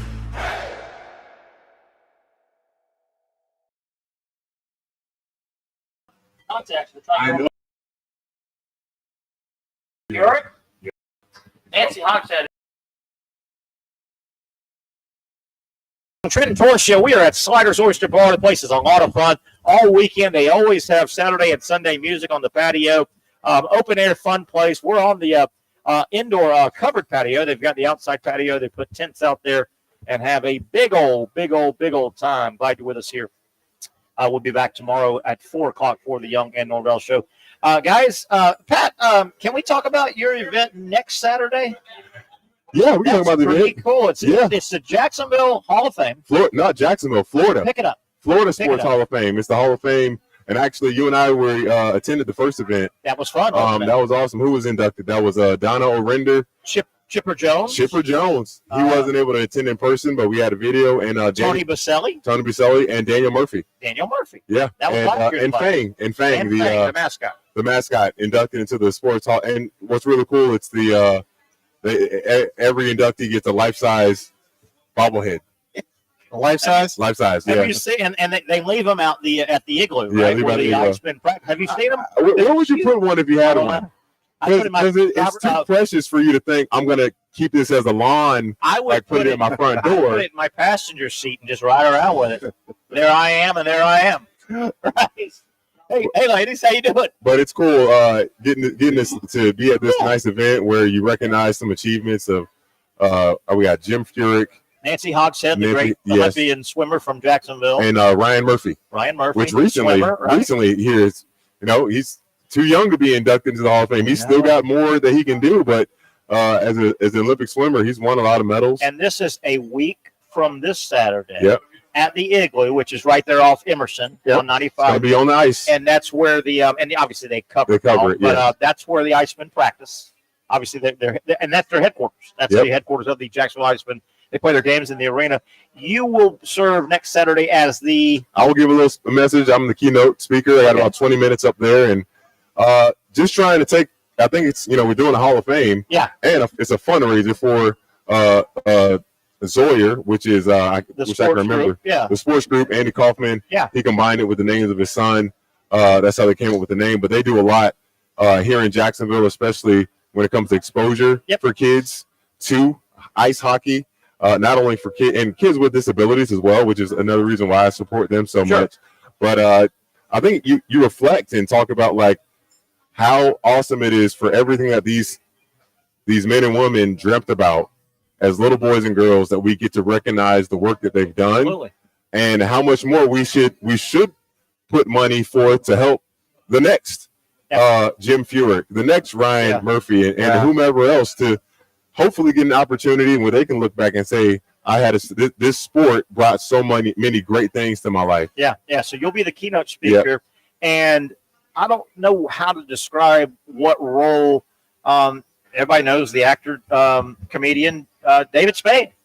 He'll be kind of the entertainment kind. Yeah. How about that, David Spade? You would think he should be the host. Tommy Boy. Gets too. Yeah. Oh, I like that, man. Yeah. I don't think he goes on any stage and thinks about, I shouldn't say this, or I shouldn't say. He doesn't care. So that's going to be great. So he's good buddies with Adam Sandler. Okay. Adam Sandler's in town, coming to town soon to play a concert at the arena. Really? Adam Sandler. Adam Sandler playing a concert. Yeah. He'll do his comedy shtick, and David Spade. Patrick, you're gonna have fun, man. Yeah, this is a big fundraiser. This is a big fundraiser. He's an A-lister too. Well, shoot, man, Hollywood A-lister. It's $600 a seat. Yeah, so and again, we're raising the proceeds for the Zoyer Foundation. Andy Kaufman with it's a branch out of the Icemen where they're trying That's to neat, man. continue to you gotta love Andy. He just wherever he has teams set up, he gets the community aspect involved as much as he can. Around it. That's great. I'm glad you mentioned community. Some of the people in it, Ryan Murphy, former great swimmer, right? I believe he went to bowls. Okay. Yeah. Okay. And that plays right into it. Nancy Hogshead, Olympian star swimmer. I think she was Episcopal, local. Oh, wow. Local. And one of the other ones is Jim Furyk being inducted. Yep. Jim Furyk, not local, but he has dropped roots here. Jim Furyk and his wife, they've got the big golf tournament they have out of Timuquana. But Jim Furyk is one of a lot of people that my book bag is Jacksonville. Furyk and Friends book bag that I use. Yeah, but Jim Furyk has done what a lot of former athletes that have come through Jacksonville, learned Jacksonville, and they never leave Jacksonville. They lay it down. Jim Furyk is a transplant local now. I mean, he loves Jacksonville. He's made his home in Jacksonville. Pretty neat. It's pretty neat. It's going to be. He's a college football nut. He just like us. He loves college football. Jim Furyk. Is that right? Oh yeah. Well, let's get him on the show. Yeah, I know, right? That's great. Speaking of college football, I got my magazine. I've listed a lot of, and hopefully this will answer some questions. Maybe hopefully you guys and people watching and YouTube are going, man, I didn't know he was here or there. All right, in kind of random I'd order. be curious to see what I do know versus what I don't know. And these are ones that jumped out to me. Head coaches, and this may be their first year, second year, or OCs and DCs. Okay. West Virginia. You guys realize Rich Rodriguez is back for a second time? Oh wow, I did know that. He did West Virginia, a great team. Steve Slayton and those guys. Pat, whatever his name was, the quarterback. Then he flamed out at Michigan. He had to go rebuild himself. One of the places he went was Jacksonville State. Rich Rodriguez is back at West Virginia. Okay. Purdue, they've got a new coach, Barry Odom. Okay. Barry Odom, who was at Missouri, he played at Missouri and really he couldn't take them to the level they wanted. He went and rehabbed his coaching career at UNLV. Okay. They nearly were the Boise State. They lost to Boise State. The group of five gets a team in. Right. If they had beaten Boise State, they would have been. So he rehabbed. He's now at Purdue. I mean, that's a big conference. Speaking of UNLV, any idea who took his job at UNLV? Barry Odom went to UNLV, did good things. He's at Purdue. Was he the one dealing with that quarterback situation of not paying the guy with like the $100,000? I think it was. That was at UNLV, yep. I think it was. UNLV football, who's playing well, and supposedly there are money guys that want UNLV to be good. Not NIL, but their facilities are real good. The head football coach at UNLV, a guy named Dan Mullen. Remember that? Mullen That's right. Okay. That's right. Dan Mullen left the TV booth. Huge surprise How there. about that? Dan Mullen is at UNLV. This will be his first year. And again, I read a big article on his reasons taking it. He said, hey, man, they are putting money into facilities. He said they want to be – and, you know, Las Vegas is hot. Las Vegas is red hot when it comes to sports. I thought you meant literally. Yeah. But, yeah, it is. How about right down the road, boys? Do you guys know who the football coach at UCF is? Scott Frost. Scott Frost, much like Rich Rodriguez, second go around. He took a shot. Didn't he take a shot at Nebraska? He did. He flamed out at Nebraska and went back to UCF, and he basically said, he might have been set up to fail at Nebraska, though. That's what he was trying to allude to. Yeah. That he really was trying to say he never really had a chance. But yeah, there. Scott Frost, second go around at UCF. Remember how good they were when he was down there? This is a coordinator, but this is one of the best defense coordinators in America by way of Penn State. Clemson went out and got Tom Allen, and this guy is you wonder. He's the OC? He's the DC. DC, okay. And, boy, if he turns Clemson's defense, and they've got first-round picks, man. Clemson's loaded this year. Speaking of coordinators, y'all know this, but I'll have to jog your memory probably. You know who the offensive coordinator is in Tallahassee at Florida State? Yeah. Not Mike Norvelle. Gus, very good. Gus Malzahn. Gus Malzahn. It was kind of quick after the season ended that he took the job. It was pretty quick. Speaking of UCF, he was there quite a few years, right? Auburn, UCF by way of Auburn. Gus Malzahn. I worry about that. I don't know if that's going to work. Gus Malzahn, Mike Norvelle, type A guys, man. They are type A guys. And Gus Malzahn, I don't know if he's going to want to play the subordinate role. You know, and you got to hope that Gus Malzahn doesn't give off the appearance to his offensive players, hey, I'm really the head coach. Yeah. You know, I worry about that one. Yeah. I worry about that one. The Pitt Panthers. I'm not going to ask you their head coach. He's been there. I can't think of his name. I can see him right now. Their offensive coordinator in his second year, young offensive coordinator. They did good things last year. How about, and this guy, if he has a good year this year, his second as the OC at Pitt, he'll be in line for a small level job. How about Cade Bell? Cade Bell, very nice. Kerwin Bell's son. Yeah. Who carved out a good niche. He's a monster. Yeah.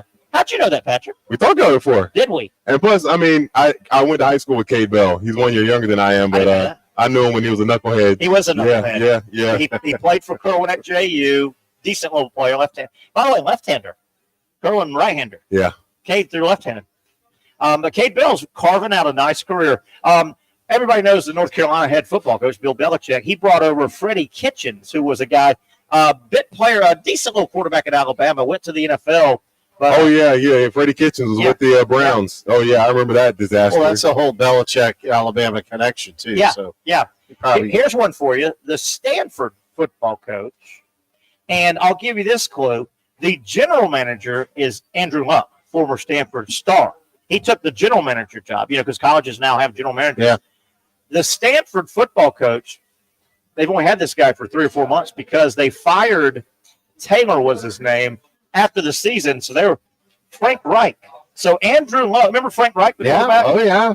He was out of football. I don't know if it's interim. He's the head coach at Stanford because Stanford got caught with their pants down. Wasn't he Andrew Luck's OC at Indy? Might have been. Before he became the head coach? I think so. They have a relationship. They have a relationship, yeah. They have a relationship, definitely. Cool? California, the offensive coordinator for the Cal Bears. How about this guy? And you got to wonder, this guy thinks, why didn't I just stay where I was at? But we don't have a crystal ball. From Boise State, by way of Auburn, Brian Harsin flamed out at Auburn. Left a great thing at Boise State. Remember, he flamed out at Auburn. I didn't give him much time. He's the OC. He just didn't fit. Well, no. I mean, he's the OC at Cal. Penn State grabbed defensive coordinator Jim Knowles, great DC. They grabbed him from Ohio State. Knowles was only there 1 year. It just didn't work out. Nebraska, their offensive coordinator Dana Holgerson, who, by the way, got fired at West Virginia a couple years ago. Speaking of former NFL guys, speaking of Ohio State, they lost their defensive coordinator. I had no idea I had no idea. Ohio State's brand new D coordinator, Matt Patricia.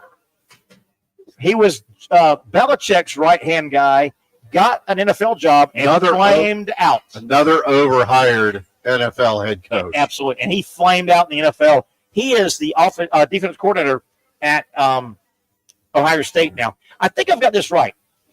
Offensive coordinator. Didn't a guy named Pep Hamilton coordinate here for a year or two for the Jaguars? Pep Hamilton. I don't remember that name. That doesn't ring a bell. I think he did. Casey, you got anything on that? Pep Hamilton. Didn't he coordinate here maybe 1 year? Anyway, he's at Oregon. Here's a name that Gator Nation's going to have a hiccup on. I didn't know this. Hiccup? This is going to make Gator Nation. And I want you to hear this. Well, he's ordered. When the food comes out, you lose Patrick. When the food comes out. How about this for Gator Nation? And I did not know this until I got the book. The defensive coordinator this year, first year for Oklahoma State, Todd Grantham, who flamed out in Georgia, flamed out in Florida. Todd Grantham. What do they call? What was the nickname for him? Third Mississippi State. Too? Mississippi State flamed out. Third and Grantham, they called it. Remember, he said never stop anybody. Third and Grantham. Here's a guy. I'm glad he's got a second chance. That's not a good legacy. I thought this guy was a good guy. He was at Vanderbilt before Vanderbilt wanted to be good. Vanderbilt sunk about $300 million in their facilities now.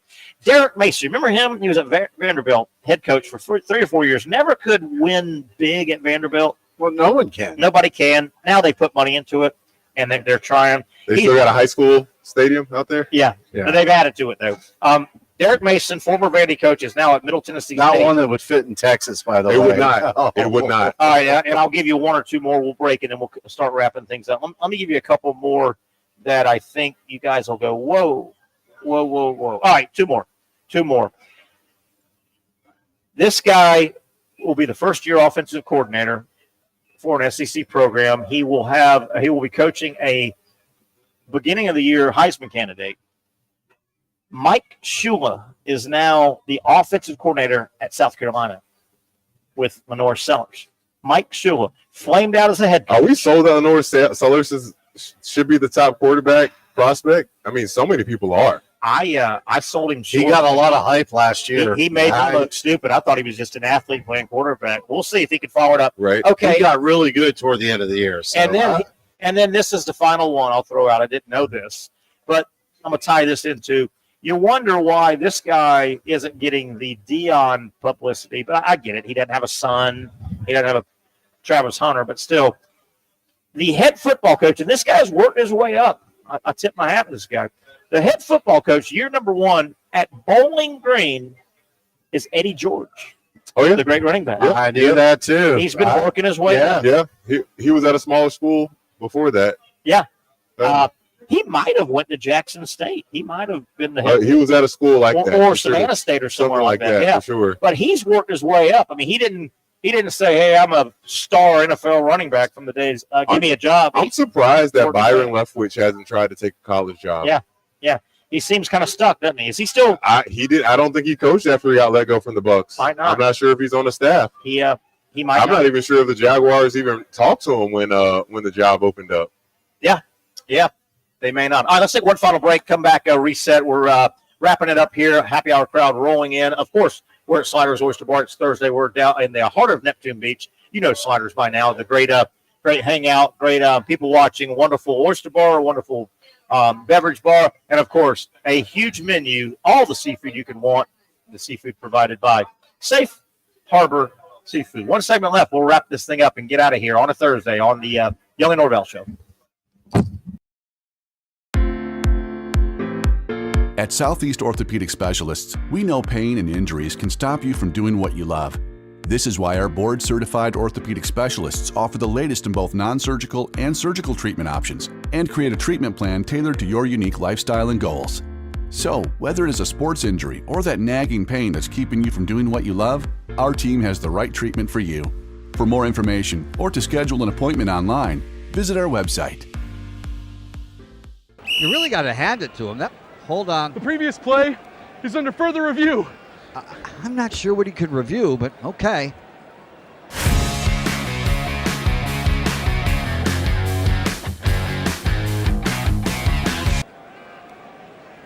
Sure has been a while. Dine in at Hurricane Grill and Wings for the football season. Well, there he is. Oh, what is that?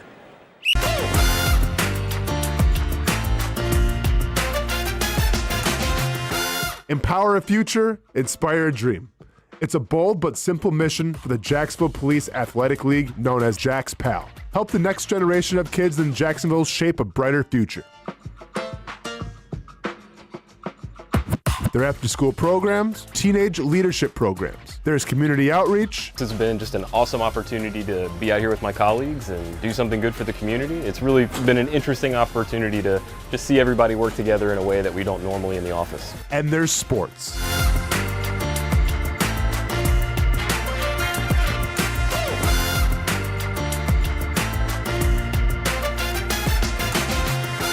There are also ways you can help the next generation with a donation of any kind.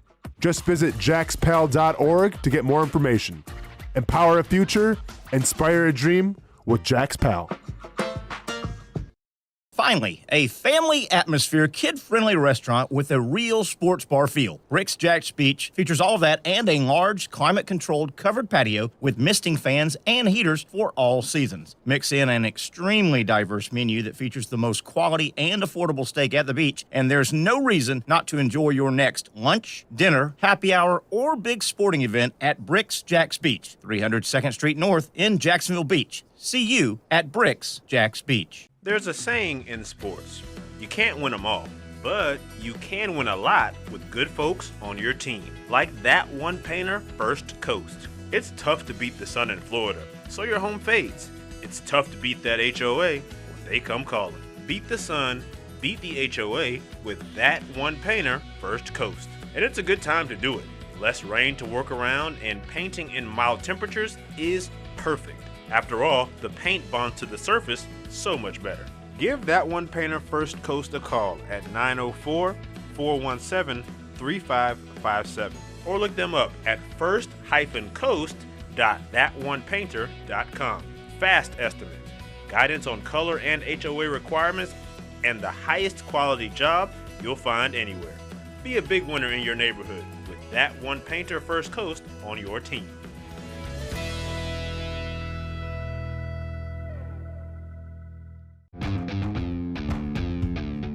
When you think sports, you think Action Sports Jacks, the official station of the Jaguars, on location for every game. But the most experienced team in town doesn't stop there. From high school football to the big events in the area, Action Sports Jacks is always on. Now, we take that to a new level. Action Sports Jacks 24/7 is around-the-clock coverage of the teams you love and the moments you can't miss. The best local sports in Jacksonville on Action Sports Jacks 24/7.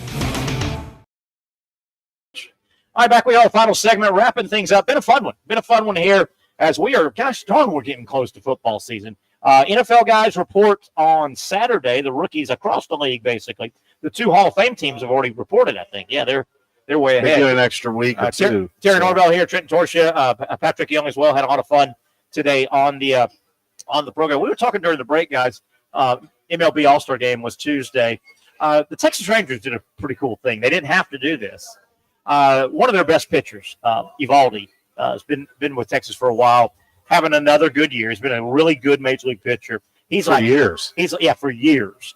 He's like 7-3 in the first half. Had a great year, and somehow didn't get voted on the All-Star team or selected. You know, you can manage it. So he didn't make it. And all his numbers, the first half, he should have been an All-Star, and he didn't. He didn't make it Tuesday. Didn't make it.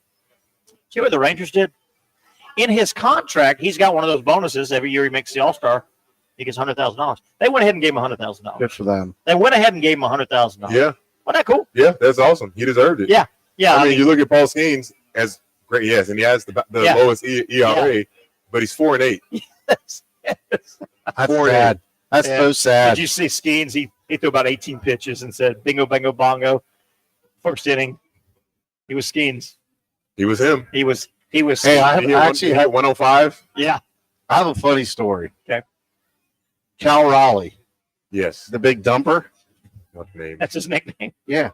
He just got a deal with one of those portal Oh, potty. Oh, I was worried you were going to go in that neighborhood right there. And I'm sorry that Patrick, I did. didn't you feel that? I was worried you were going in that neighborhood. Yeah. But listen, even funnier, not funnier, that's pretty funny. His brother, 15-year-old brother, caught him while his dad threw to him. 15-year-old brother. in home run derby. And so they interviewed the 15-year-old, and they said, oh, your brother won the derby, your father threw. What was the highlight of the evening? Meeting Liv. Oh, really? That's what he said. Skeens, his girlfriend? Yes. Wow. Wow, that's what the brother. Wow. 15. Yes. Wow. Yes. That What was the the story? And shame on me, I don't have it, and I shouldn't bring it up. We got 5 minutes.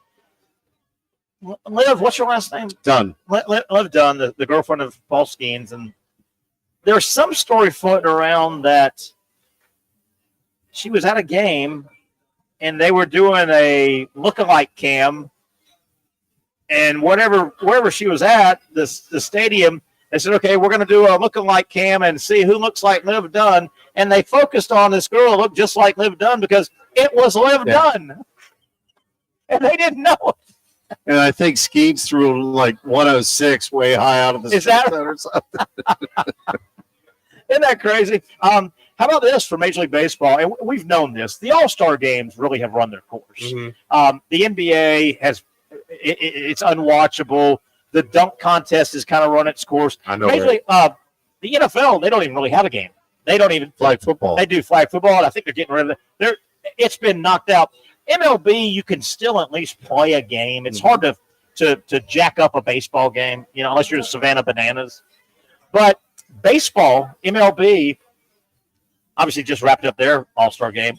They finished ahead, viewership-wise, of the NBA and whatever they call it now, the NFL.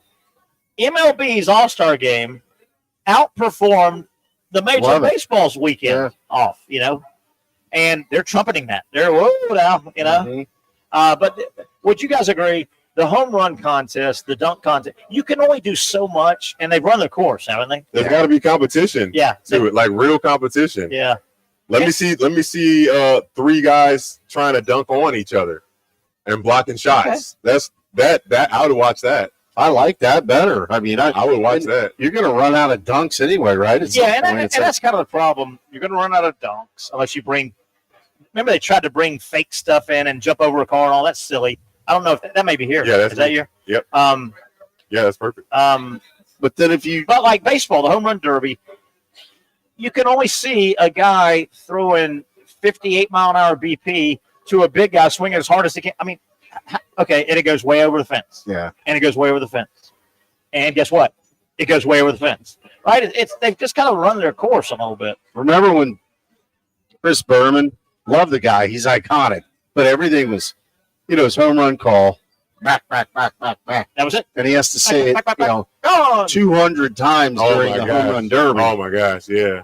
One of the cool things I used to think Good point. they did with the home run derby is when they would let and they probably still do it, I haven't watched it, they put all the young kids in the outfield, and it is a battle. Oh, yeah. When they miss the ball and it goes up in the air. Yeah. No, but what about when they hit a missile with topspin? And there's times they hit a missile. That's not good. It is scary with those kids. They have about 100 kids scattered out there. Yeah. And they had that again. Kids don't pay. They did. Yeah. And kids tend to lose attention. The kids weren't. I saw a few times that two guys were going to the same ball, and one not wanting to stop. Yeah, I'm like, someone's gonna get hurt. Yeah. Seriously. But like he says, the home run derby also, they got to go kind of rapid fire, and kids lose track of interest. They lose their thought process. They look away and Judge, like you said, hit one with top spin that is forehead high, man. Dangerous. That's no bueno. No, that is no bueno. All right, guys, I'm about out of everything. I don't know if are we missing anything. Matt, what'd you order for us? We got some shrimp, some looks like some hush puppies. Oh, they got great hush puppies. I had some hush puppies I can't before. see what else is on there. I had hush puppies before we went on the air. I love the hush puppies. I didn't want a full meal. I went hush puppy here, and it's good. They're good, yeah. It's good. 1, 2, 3, 4. I think about 5 or 6. 2 and 2. That's about the only thing Terry will eat. Well, that hush puppies. I don't eat during the day very often. Yeah, I don't eat. That's yeah. during the day. All right, we don't have time to get into this, but I'm going to try to squeeze it in. I don't know why I'm bringing it's not sports. I had to go and nothing bad. I've got a little procedure next week. That's kind of minor. I had to go give blood today to get ready for the.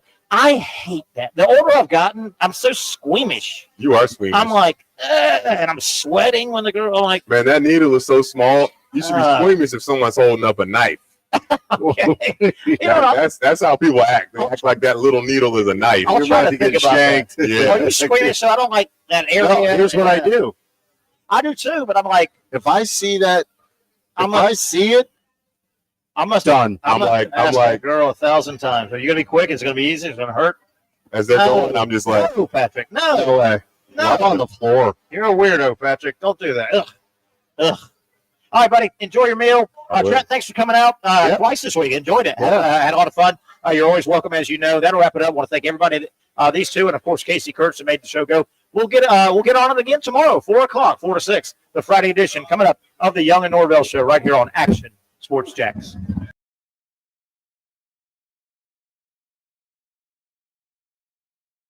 You really got to hand it to him. Hold on. The previous play is under further review. I'm not sure what he could review, but okay.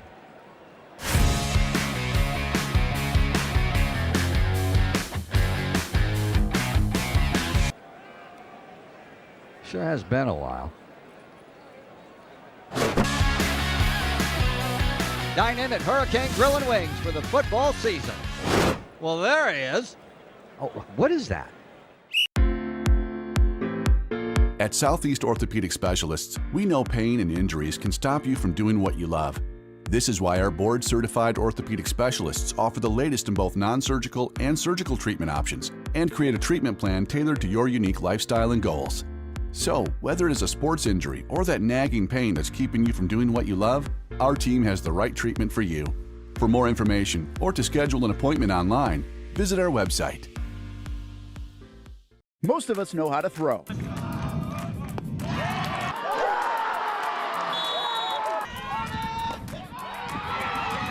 But you need to know what to throw. I'm not talking about footballs, baseballs, softballs. We're talking about those items you need to recycle. Republic Services explains it easy. Recycling simplified. 1. Know what to throw. When in doubt, throw it out. 2. Empty, clean, and dry those materials. It takes an extra minute, but it makes a big difference. And 3. Don't bag it. This makes the recycling process faster and more efficient. This is a look at the Republic Services North Florida Recycling Center. You can make this process even more efficient.